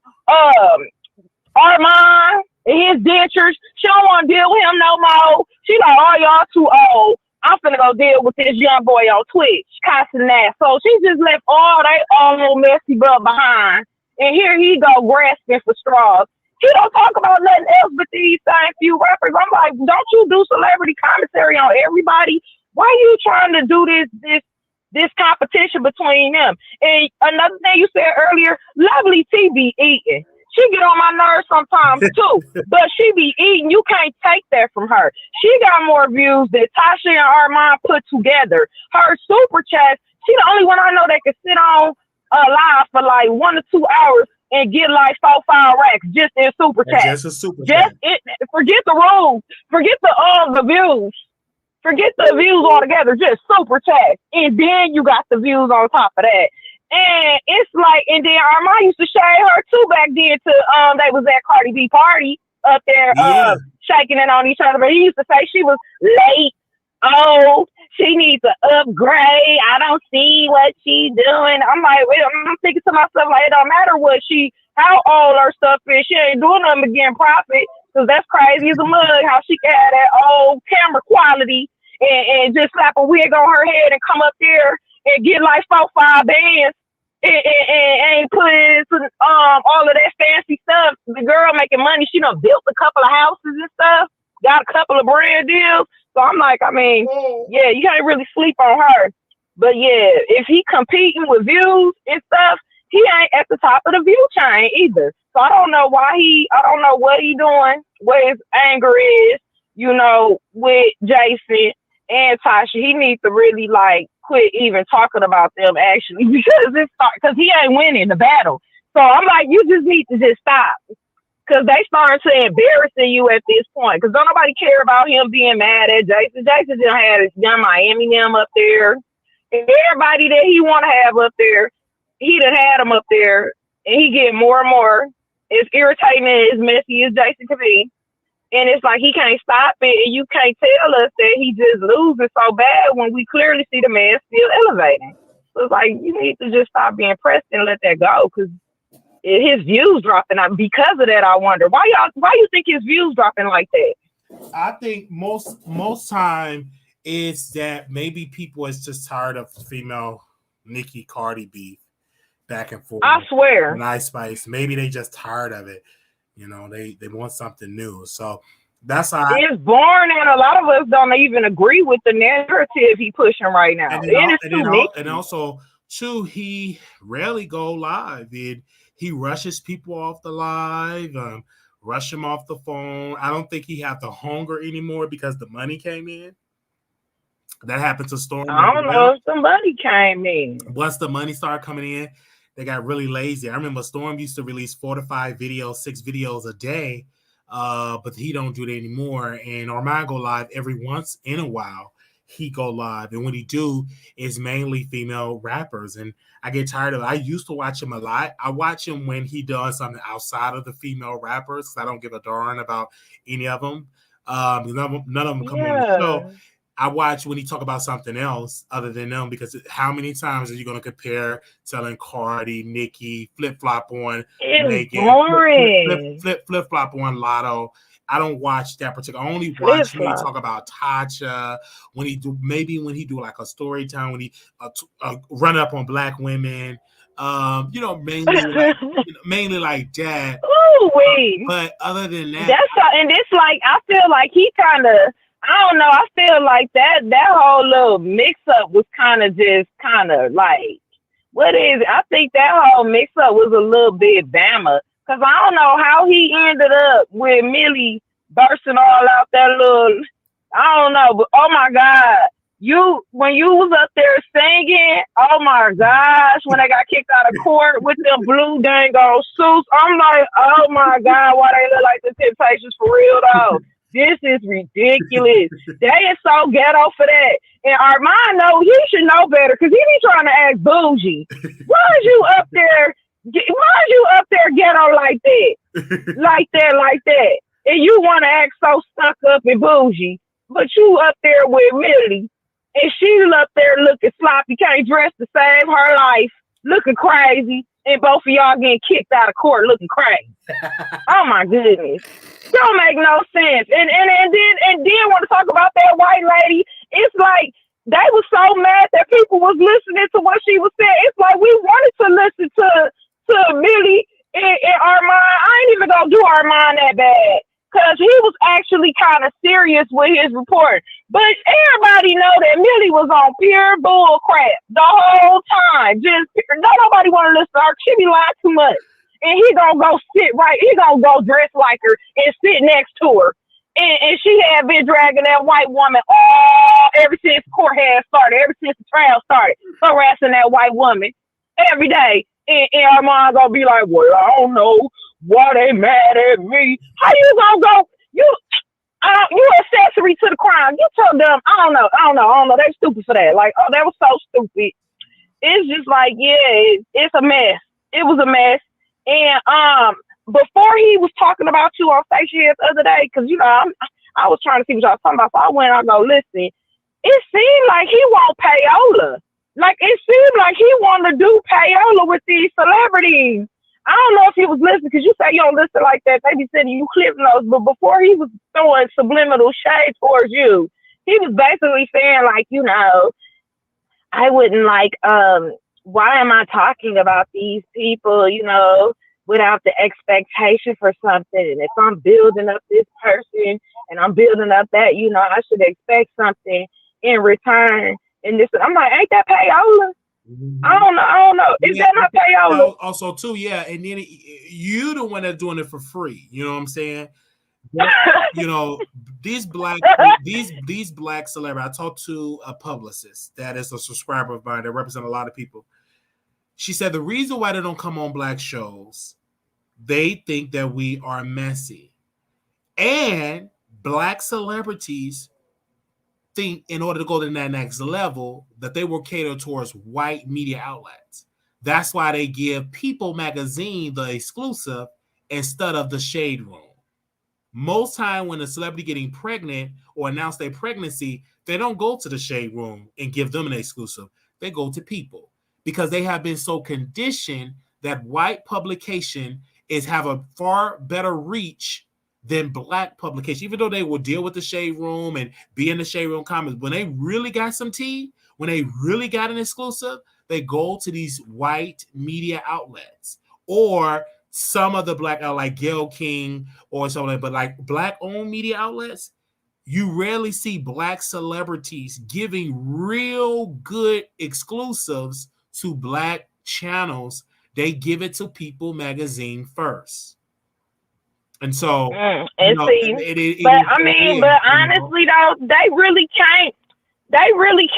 What I'm trying to say is, like, we ain't really reading People magazine like that. So either way if it goes, if they black, they gonna have to deal with the hood to get to the hood. Facts, because so that's just what it is. They can't. Ain't no way around that. Yeah, I never read People. I never read People in my life. But it just right. You see it in there. You might flip through it in the line. You want to put that mug down because you ain't finna pay for that. So I think right, and I think that they're black. You have to really fight hard to get black. Even people that's on the red carpet. I've seen hosts have to fight tooth and nail with white publicists, right? And mind you, right, celebrities pay the publicists, but they have so much control and dictate and tell these black celebrities not to go to black outlets. So you really have to fight and raise hell to be respected as black media. I've been in, I'm in media, so I'm getting into politics. I have to fight so hard to get a question in because they only give it to CB. You really have to be a ruthless person, be respectful. Like, oh no, bro, I'm black. You a black politician, but you know what though? So, and I hate to say this though, I think black people, I think it's kind of like, but do you want to like? I think it kind of depends. You know what I'm saying? Because like as black people, we be roasting the shit out of each other. Like we don't be holding no blows. Like we do the most sometimes, and like it. I think you will have to like, how can I say this? Like, you will have to, like, literally, like, clean yourself up like a girl or something. And if you don't want to clean yourself up, not be edgy, not be messy. No, you know what I'm saying? Because even when I'm in a political part, I'm not the same type of Wiley like I am now. And I'm not talking about just you, Wiley. No, I'm not talking about you, Wiley, like that. You got to be very professional. You can't be ignorant. When I interviewed some politicians, I wasn't ignorant. I was very professional. But I also understand black media outlets have to fight hard to get it, just like Fox News. y'all, all these black holes, y'all know Fox Soul. Y'all never ask the question who Fox Soul. It's Fox. Do you know Fox Soul purpose is to degrade black people? They don't uplift. I can't stand Fox so at all. But a lot of black people, they watch Fox Soul, and it's insulting to pretend like it's a black-owned outlet. No, it's black targeted. Just like when the Jeremy person, I forgot the guy now, I think his name was Jeremy something. He started insulting me. I'm like, brother, where are you calling out Fox News, calling me out when they just trash black people on a daily and built $1 billion industry off of the back of criticizing black people? Fox Soul ain't nothing but like KFC. Yeah. Ain't nobody got time for that. Yeah. So, but like, you know, but then it's like, but then some people can break through, you know what I'm saying? Like, you kind of got to really be like, you know, like that dude or that female in media. Because, you know, it's rare. We had them Wendy. You know what I'm saying? But at the same time, she had to make her choice. Like, do I want to be cool with these people or do I want to drag these people? And then you had Chardonnay. Remember when people were scared? But then he was so popular at one point. It's like, we know he finna wild out. But he is a part of the culture. And black people, this is where black people go. He gonna crack a few jokes, but this the hot spot. We gonna stop through there and interview him. Interview with him, you know what I'm saying? And it's like, you know, I just say let y'all talent get through, you know what I'm saying? And, you know, just you know, that talent and your popularity will grow. You know what I'm saying? Your brand will grow. Don't give up. And that goes for anybody black. You know what I'm saying? That's serious about it. And I mean, Tasha K, all she had to do was just, you know, chill out on Cardi B. You know what I'm saying? When it got serious to that legal stuff. And what Tasha did, she kind of hurt black YouTubers' chances to get celebrities, because I was on a Clubhouse meeting and one of the publicists said, I would bring my client on a radio show and I would not recommend her to go to YouTube because of people, because I believe YouTubers are, most of them are like Tasha K, because they're very messy. And they mentioned, out of all the YouTubers they could have mentioned, it's Tasha K. It's a false narrative because there's a lot of great YouTubers that are very powerful. Yeah. Thank God that the Terrell show, he interviews celebrities. So thank God that he still got that connection. But it's not, you know what I'm saying? But how many more blacks, you know, YouTubers we see getting the people on the shows and all of that. But shout out to the Terrell show because he put a lot of people on. But that's what Armand have to understand is when you are like myself, you are controversial. Like, I'm not shocked when certain people don't come on my show because I can be very controversial. Yeah. I think Armand he's controversial, but he's surprised that people are not rushing to be on the show. And he said something so clear. He said, people reach out to me privately, but publicly don't come to the show. People reach out to me privately with blue checks all the time. Oh, you so funny. Oh, you from Chicago. Oh, blah, blah, blah. All gospel artists reach out to me as well. But they don't come on the show. Why? Because they're afraid of he's unpredictable. He don't, and then they'll be telling me, can you send me a list of questions? I said, I don't send list of questions. I don't do that. And so they're used to people. They want safe shows, predictable shows, right? They don't want shows to really go deeper and ask some questions that they don't want to ask. And that's what Armand is running through. And that's why he's doubting himself. He's upset because he tried to reinvent himself. But he know if I abandon being controversial, I lose 95% of my audience. Let's be clear. When he do those story times, it don't get 95,000, 100,000 views. When he do tarot reading, it get less views than the Wiley Show. But when he bash black women and pin black women against each other, he get the highest views. And I think like he really don't want to do that anymore. That ain't even working for him no more because it's getting played out. It's getting played out. That stuff's even going down for him now because he's too fake with it. Yeah. It's obviously fake. It's like if you was keeping it real to some aspect, you know, maybe people can be with it, but you don't just all of a sudden when Cardi B go and interview with Jason Lee, then you start acting funny. That's just, it's just too much. And then it's, Nikki this, Nikki that.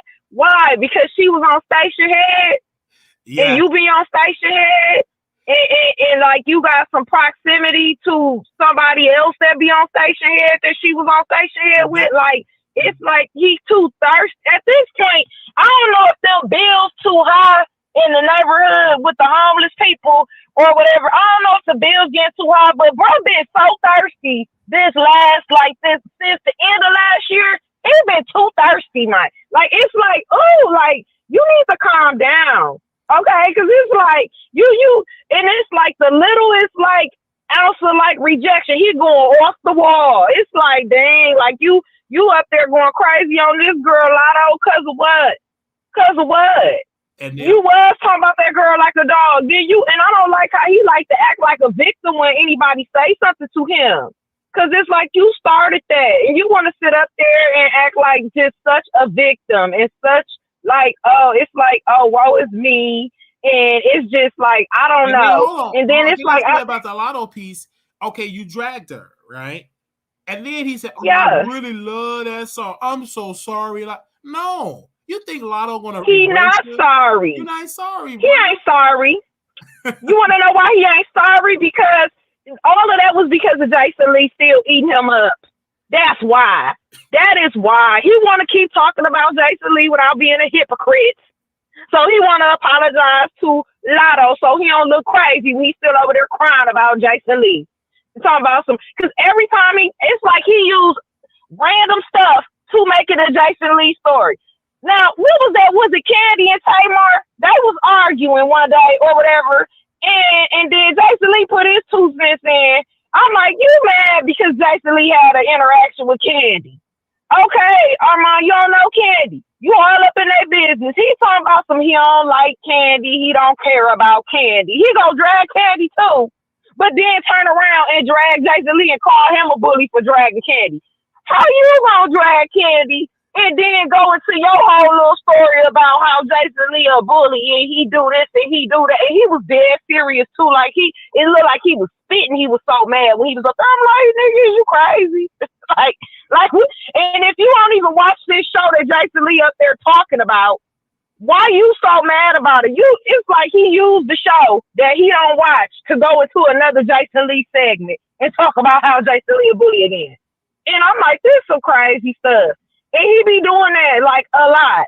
And then he went and did the same thing with Lotto. It's like, I can understand what it feels like to be the underdog or whatever. And I guess I kind of can relate to how it feels. Like maybe Nikki was a gatekeeper. And a lot of these girls don't like when they see a new person coming in and this and this and that. And I'm like, again, Armand, you old as hell. I don't know why you up there trying to relate to this little 23-year-old girl and old Nikki when you ain't that much younger than Jason Lee, your dang on self.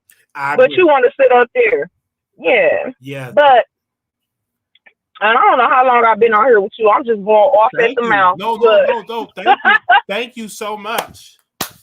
Okay, thank you so much for coming in. Love you. You kept it okay. Real. I love you too. Love you. Thank you, sis.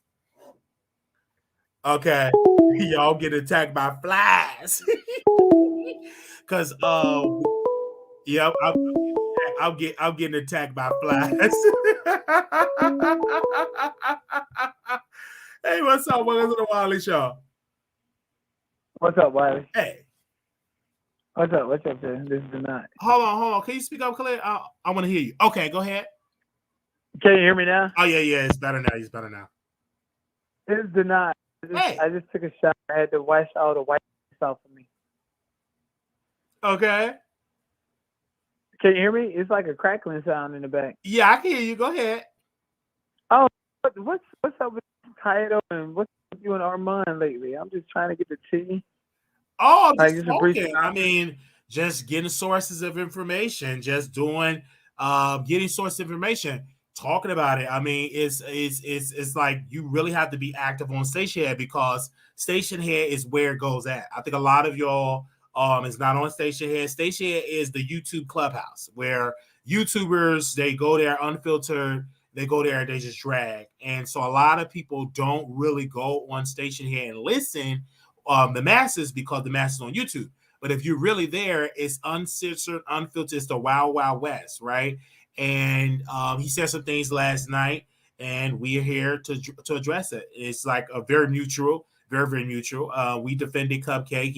He ran up on a black woman, but a couple of days after that, a white woman racial profiled him, but he did not run up on that white woman. I mean, that's the time to run up. Right, I heard. You know, so where was this aggression like you ran up on that black woman? You didn't do that to that white woman. Anyway, you sat there like a little coward. Well, the thing is, like, he's just Abbey.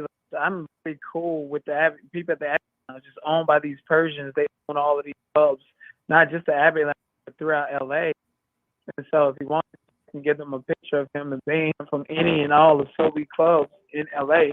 They own Dreas. They own all of these clubs that they own Delilah's, and these are clubs that celebrities go to. So the same people that own Abbey, I might just tell him, you know, given that, you know, he doesn't know how LA works, really, you know, because like you, I stood up for Cupcake and I took a disdain for that. So I might just contact my friend who's a person that works in the corporate office that run the clubs for Sobe, which owns the Abbey and Delilah and all of these clubs that celebrities go to. Thanks for that information. He also made a video, right? He made a whole video about it, right? He did. He made a video about the whole thing with Cupcake. He made a thing about the white woman at the restaurant. I didn't get into that because, again, I've been so freaking busy. But that's how he did, because of course that's not because nobody DM'd me about that story time because it wasn't salacious about a black woman. But when he drag about that's when it goes the most viral. He have a black platform. They don't care about you talking about white topics. I rarely talk about white topics unless we're talking about President Trump because he's the president. He's more recognized, being more salacious. But anything else, I really don't, because my audience is 99.999% black, and I think that's why it did not pick off the ground that like it did in the like previously. Oh no, it's definitely gonna take off the ground because I'm gonna actually call my friend who's an executive of all of these clubs. The Abbey is owned by the same people that own all of these clubs these celebrities hang out at.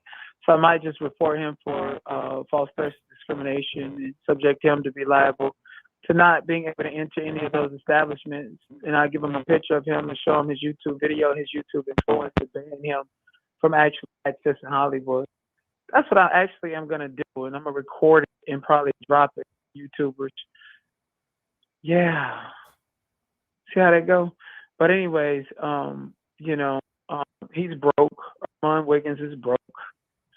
He's I really started trying to support him and wanted to be a friend with him is because I've seen him post on Twitter that YouTube was cutting his pay and all of this stuff. And so I was like, let me reach out to him. He has a great platform. I think he's bigger than that. And I felt, and it's the premise of it. And then he's broke. He needs the clicks and views.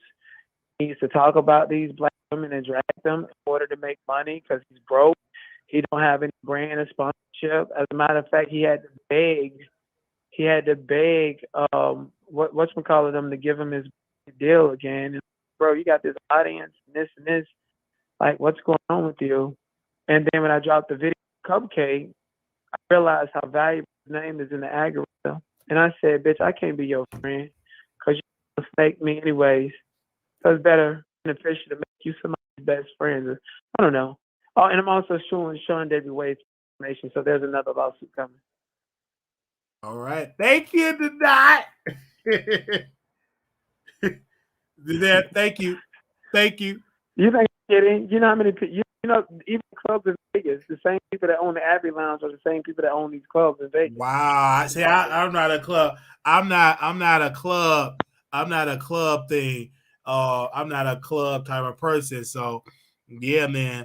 But like I said, man, I'm really going to, dive into that, of course. I'm going to continue to talk about your updated lawsuit and update on that with you and Brother Michael. And yeah, that's what I have to do, man. But thank you so very much for calling in. And congratulations on all your successes, being a part of a network, a show. I did get into that. I saw that down my timeline. So congratulations. Thank you. I appreciate it. And by the way, these people that I work with, they already know about my treacherous behavior on YouTube. So if you call and report it, they're going to laugh at you. Yes. Thank you. Thank you, Wiley. Appreciate it. No problem. No problem. Bye. Bye-bye. Okay. Thank y'all. All right. Thank y'all so very much. Yes, I'm outside. So we're trying, me and my sister, we're working together. We're going to get my mom thing redone. The whatever they call it, we have a contractor coming back to give us an estimation. I'm going to work a couple of double shifts. That's why I had a job interview at a assisted living. We're gonna work a couple of shifts. My sister gonna work. She gonna put her income. I'm put my another sister. We're gonna put our resources together to redo this, so we can be outside, and so the bugs won't attack us. So we're gonna do that. The patio area for my mother and buy her a new refrigerator. We're gonna do that as well. We're not waiting for another Mother's Day. Every day is Mother's Day, and my mother deserves the best. And I made a post honoring my mother, and so I'm excited. So that's why I'm back in Chicago. And I was looking. I was like, okay, I was calculating how much things cost. So I went to a job, and they offered me $19.50 an hour. Then another company offered me about $25 an hour. So we only doing PRN just to have enough to help my grandmother and to help my grandmother and my mother. I'm here. We was walking, talking with my grandmother. We walked her outside. Not today because it was kind of cool, but yesterday. So we was helping her as well to really help my grandmother, because I don't mind doing anything for my grandmother, buying her anything. Because I remember when my grandmother was there for me when I didn't have nothing. She brought me in anytime I was low on funds. I'm like, Grandma, can I borrow $50 or $20? She was always there. So I would always give back to my grandma. This is her golden years. And anytime I have something to give, any conversation, I don't care if she shared the story 100,000 times over and over and over, I will be there and listen to my grandmother and talk to my grandmother and show my grandmother that she have a grandson that is out here doing and moving and shaking and doing things. And so we're going to help my mother as well. My thing is, I can't wait to really be big. I will buy my mother properties and my nieces and nephews properties as well. Can't really wait till that happen for me. And that's how I work so very hard. Had an amazing conversation with my big brother, Corey. Awesome conversation. He's 2 years older than me. I believe he's supposed to be coming on next week. So we might get Corey on the line. You might see Corey. That's my oldest brother. He's not my biological brother. He's my brother. You know, I don't get into all that about it. He my brother. We might not be by blood, but we brothers. All right. So it was so good talking with him on today as well. So we may get him on next week. If he say he's shy, but if he come on camera, you know, good looking brother, and we might break him on. And then people gonna say, you lying, that ain't your brother. I already told you, we ain't by blood, but that's brother. All right. Because I remember a quick little story. Corey came to Perkin-Bass Elementary School. Was it Perkin-Bass Elementary School? No, it was Fernwood Elementary School. And he was like, that ain't your brother. He looked better than you. His eye ain't cocked, you know. And so I said, it's my brother and everything. But nevertheless, I love my brother. And we may do a story time and go back in history about some stuff. So if Corey come on, he was dropping some tea about one of his baby mamas. We ain't going to get into that. But we'll wait. If he share it, it'll be amazing. And we'll have that for members only and record it, and we may drop it for the journal if he agreed to do it. Okay. Yes, it's good to see y'all. As soon as Wiley have the Mises Jelly, he's gonna be back to Texas. Yeah, so we'll be back in Texas next week, and then we coming right back because I promised to take not the one with dreads. The one with dreads is my youngest brother. But the one Corey is my oldest brother. You'll see him as well. He's about 2 years older than me. He just celebrated a birthday. So we'll have that, and we're going to put that on members only. Now, they're good looking. Like, my brothers are good. They're good looking brothers. You know what I'm saying? And beautiful family, and it's going to be great. I'm trying to get all of my nieces and stuff together. But I promised to take my nieces out for the Little Mermaid because the Little Mermaid's out. Now, I'm not taking them out on Friday, like when it first come out, it's going to be packed. But I will take my probably that Saturday or Sunday. I might take my nieces out, get an Uber Black, and take my nieces out to the Mermaid, get them some popcorn and some slushies, and it's their day, and we're really good. We're gonna go out to eat as well. My nieces and stuff like that. Now, I order. Did I order the tickets? I'm depending on the day. Probably like a Friday or a Saturday. So I'm gonna order it after that because I know them tickets gonna fly off the shelves. Probably like Friday, probably Saturday or Sunday. I'm gonna order the tickets. We'll go during the day and take my nieces out to the movies. Okay. Yes, they said yes, Wally is sensible with good skin. Thank you. Because I drink a lot of water. I don't put no facial cream, no this cream, just H2O, and living a stressful life outside, letting the nature have its way. The slushies. Did I say it right? Or slushies. And my niece, she wants some crab legs and everything. So we found a place where she eats some crab legs. She's a diva.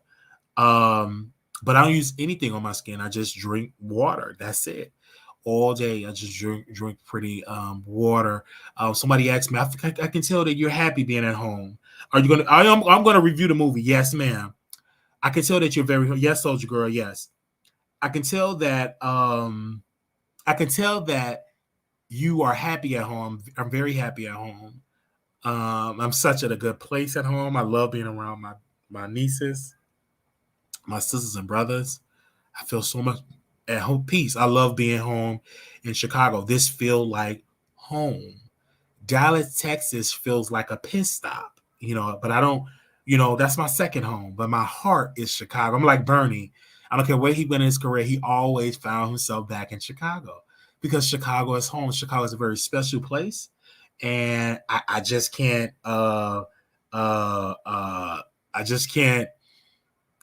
it's special. Chicago is home. I love the city. I love talking to my people. And politically, I've became a better person. And so Sunday I'll be deep in downtown Chicago. And on Monday I'll be in City Hall. And I think I'm going to go to the Daily Center just to be in the Daily Center. I love it. Love my nephews. I'm going to go to them, go see my other niece and nephew. They live in another state, about an hour or two away from here, and go see them as well, and let them know that I'm here, so so I can spend some time with them. If you join the commentary,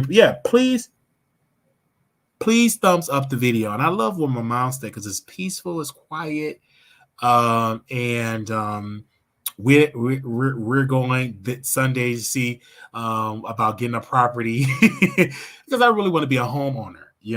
I really want to be a homeowner. I love kids' days. I think my son $2 you can swear he thinks it's a shopping street. It's just $8. Yes.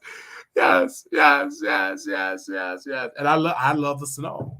I love when it's cold outside. I love it. And I love it that you don't have to I love it because the city don't shut down like Texas. Like if they get a little sprinkle show.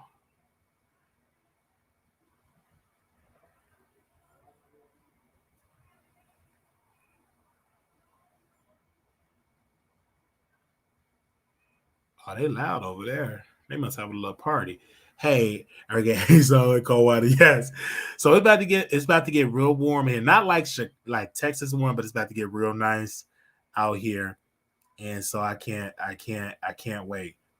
Thank y'all so very much. This have been amazing. I see y'all in the chat. They say yes, so we shut down if it's 37 degree out. Yes, Chicago, no, it don't miss a beat. But this has been such an amazing experience having y'all here. Come to Georgia, easy to become a landowner. I have family in Georgia, Millersville, Georgia. I have family in Atlanta, Georgia. I think Decatur, but mostly like Millersville, the Georgia, the town next to Millersville.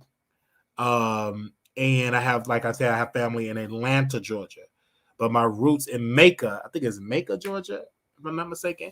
So yeah, I really have a lot of family in Georgia. My grandmother and my auntie, they migrated from Georgia to Chicago. Yeah. Any sign of snow, I showed it. Yes. Yeah, but I think it only feels home because you have Dallas to go back to. Let's be real. Our family knows my brothers and friends was there and saw the button. Is it Macon? Okay. I know it's so with that. Yeah.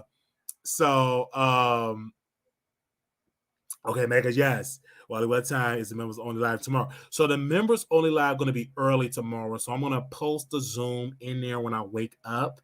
It's going to probably be about 2 or 3 o'clock in the afternoon. For like if it's 3 Central, 4 p.m. Eastern, we're going to do the Zoom. So make sure y'all in the building. I got to pay the $14 so I can resubscribe, so I can record it. So it don't just be 30 minutes, so it could be an hour.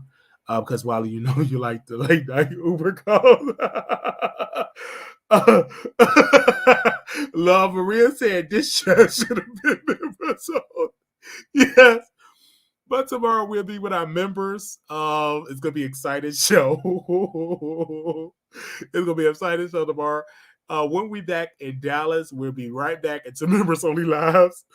We'll be back at Members Only Live next week. We have, except with the attorney interview, but we got an interview on Thursday.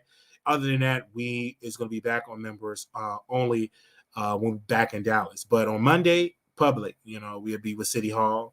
We will have our phone. We have the microphones and stuff like that. And of course, we're going to talk to people there and network to see what is the rules at City Hall. Like, what is the exact rules in City Hall that you can do? What is the rules there? So we will comply with that as well. We're trying to get our press credential, but we are doing as much as possible. So once we're there, we'll do it. Love it. So, love y'all so very much. With that, this has been a good show, and y'all open up phone lines. I've noticed that if it's a topic that y'all like, y'all will call in. So we thank you all so very much. And even if y'all don't call in, y'all know what we talking about. I love that. Yeah, don't get cut off like so. I ain't gonna try to get cut off because I know I know how to ask what is the rules, and I know not to be ignorant and stuff like that. I'm gonna follow the media and see where they're at as well.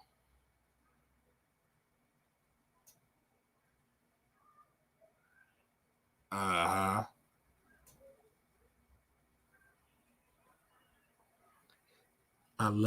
Don't get kicked out. It's short ears that makes me feel. Look at Maria. Oh, I ain't see Ken. Why did you talk about the person copying you? You wish you was going to talk about it, but I might have missed it. Oh, we was talking about Tasha K. She's doing like a blog. She's doing like a blog. And you know how some people, they try to eliminate the likes so that they private the likes. You know why they private the likes? Because they don't get that many likes on the post. So they are private. So they private their likes. So they won't put they don't make their likes public. We never do that. I don't care if the post get a 1 like, 2 like, 10 like. I will never private my likes. It is what it is. Some days it's going to be a hit. Some days it's going to be a miss. But I will never private my likes. I'm going to keep my likes to the public. Because when you private the likes, that's when you don't have no likes. Okay? All right? That's how it goes. Okay? Yeah. So we don't do that over here. We keep our likes open. Mm-hmm. Our website, we get about 800 visitors a day. That's pretty low, but it's thankful. I thank y'all for the 800 visitors. We're trying to get our goal is to next month. I really wanted to get it at 2,000 to 3,000 visitors a day. Then I want to grow for the next after that to about 5,000 visitors a day. Then I'm going to get 10,000. Eventually, I'm going to get about 80, 90,000 visitors a day. But thank God for the traction. For those that are reading the material, of course, it's going to get better. We need finances, and we're trying to see where the ad dollar is going to go so we can get more writers and to make our website different. So that's why we're just not going to cover celebrity gossip. We're going to cover all news, any news that we can pick up. Particularly, I'm going to focus more so on the political stuff as well and put that on the website as well to cater towards any, that Chicago audience. Yes. Thank you. So he can't wait. I'm just any other calls. That's it. All right, that was it. Because I didn't want to rush. Okay, that was it. Little Black Boy, you're beautiful. Also, we got a quick announcements on there. We got Yeah, it's doing really good. It's doing really, really good. And we thank God for it. And we talked to a person. He said, Wiley, give it about 6 months to really grow. But you need some, you need some big stories to bring in big numbers. But keep at it, and that's what we're doing. But thank God we have a stable audience. We this week have been a great week for us, and so we're gonna try to make sure we do good next week as well. Okay.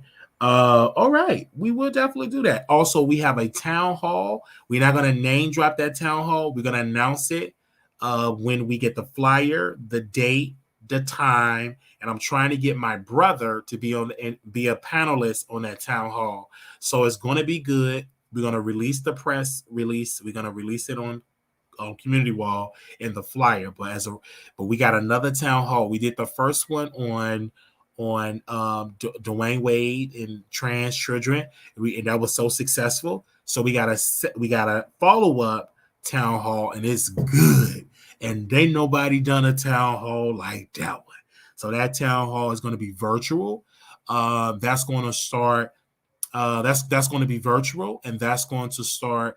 We're going to do that town hall in June. All right, we're going to do it in June because we got to promote it. So it's going to be in June. So we're going to have a good time for that town hall. That's going to be next month. And it's going to be good. I've already shared it with one person, and they said, Wiley, that's a good one. And it's going to be controversial. Okay. Yeah, it's going to be controversial. It's going to be good. Okay. So that's just how that goes. So it's going to be good. We may go to JAG court date. So if y'all have the courthouse where she's going to be at in June, please let me know, because I don't want to be in Chicago when that happens. So let me know when it's our court date. So we want to talk about JAG court date. So again, if y'all know the information on Jaguar Wright's court date and the date, I know it's in Dallas. I can find out. Just let me know to help me out so I don't forget. Let me know the date. Let me know the courtroom number so I could be there for that court date and I can cover that as well.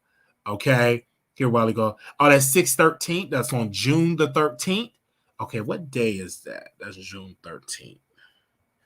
So make sure y'all send me an email on that because I don't want to forget. I want to add that to my calendar. June 13th. That's on a Tuesday. Okay, I don't want to forget. Okay, please send it to. I don't want to forget that because that's some good content. All right. And we will make sure not to record in the courtroom. We will make sure to record outside the courtroom. Outside the court building. Not in the hallway. Outside the court, because we know Megan Cuniff will not be there. And no, we will not be in a Gucci suit. We'll be in a nice, beautiful polo shirt paid out of the thrift store. Okay, so little black boy, you're beautiful. Oh, always. Okay, on Sunday, I will be at this event on Sunday. If you're in the building, make sure you come through. I'll be at this event on Sunday. Make sure y'all come through. It's how to buy a property in 30 days. That'll be Sunday, May 21st, 3 p.m. to 5 p.m.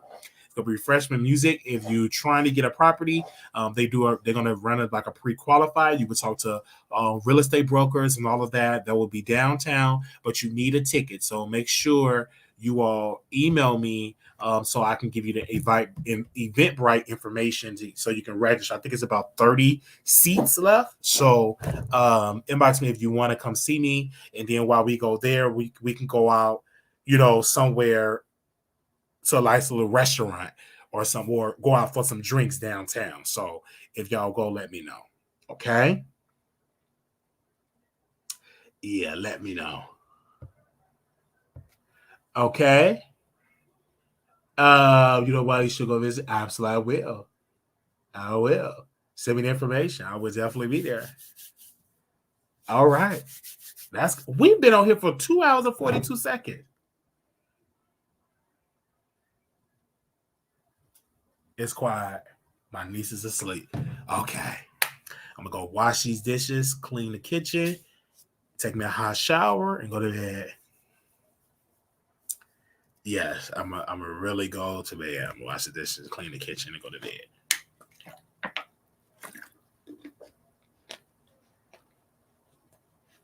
All right. Ooh.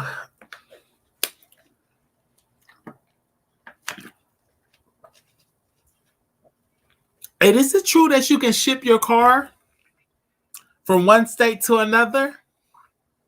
Is it true? You said, Stacey, I may do that. Is it true that you can ship your car from one state to another? Is that true?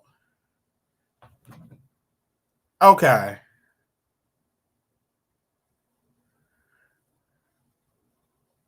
Okay. Okay.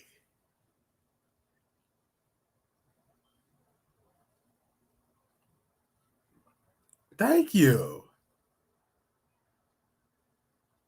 Thank you so much. Okay. For about $5,000. What?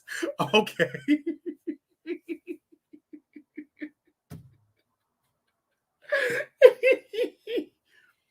Okay, little black boy, you be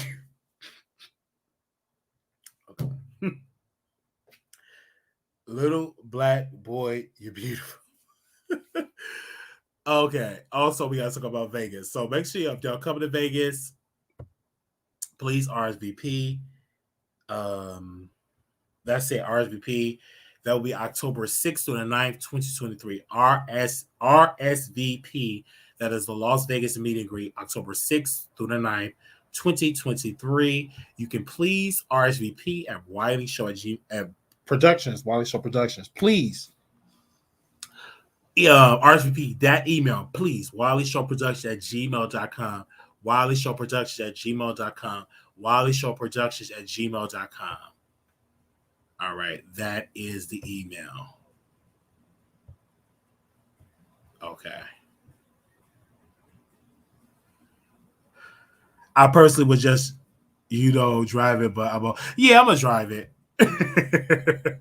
I've done it about. It's not 5,000. Okay, somebody said it was 5,000. I get behind that wheel and drive that sucker. Hey, okay. Thank y'all so very much. Little black boy, you're beautiful. Little black girl, you're enough. When times get hard, put God first. To God be the glory. Thank y'all so very much. I love y'all. Thank y'all. We are not doing no after show station here. I'm at to clean, take a shower, read my book, and go to bed. Because I've been up all the time. Okay? All right? Okay, yes. Oh, blah, blah, blah, blah, blah, blah, glory. All right. Make sure y'all subscribe. To God be the glory. All right. God bless you. Subscribe. Until next time. I know y'all going to drag me in the comments, but please, if you drag me in the comments, do not post a cuss word so your comment will be in the chat. Do not cuss me in the comments. At 3:42 p.m., according to the website. Okay, so here, and you'll see like a lot of places, a lot of bond places will not bond her out if she has a current insufficient bond. Really? So what does that mean? So she would have to stay? What? Can you break that down for me? Because I'm not understanding. There are some bondsmen that will work with that, and they'll be like, okay, cool, and they'll charge you an extra fee. It's not going to be cheap to get her out. Really? So it's okay. So the $2,500, that's not really $2,500 or on your system? Okay, so if her bond is if her full bond is $2,500. Yeah, because I'm looking. Hold on, let me see. Let me go on. Let me look on the website because I'm just judging it on the website here. I always say $21,500. Okay, so at $21,500, right? Mm-hmm. Divide that by 10, $2,150. A lot of places charge $100 filing fee. Okay. So you're looking at $2,250 to get her out, right? Mm-hmm. If she's insufficient with her bond, that means that she owes money to her bond company. Oh. So you're going to have to go, your best bet would be is to go back through the same bond company that she has, pay off the remaining balance, and then pay the bond that it's going to cost to get her out, because they might charge a little cheaper and take that charge off. Wow, dude, I don't even know where she went, because this is like an auntie of mine. I'm just confused. I have my credit card, my money ready. Wow, do you have any sense of where she was at previously or no? No. But you all for a fact can't bail her, can't do it at all. Our bondsmen won't do it if they've had any insufficient bonds for the last 3 years. All right. So I told y'all we get the information. Just have to just drop that up in there. Mm-hmm. Texas is a one-party recorded state, and we can record. All right. All right. Oh, man. And I called the Bill Bosman that I went through, okay? Okay? I called the Bill Bosman that I went to, and they said no. All right? They said nope. And now she got to get the mental thing, and she's trying to pay the mental card.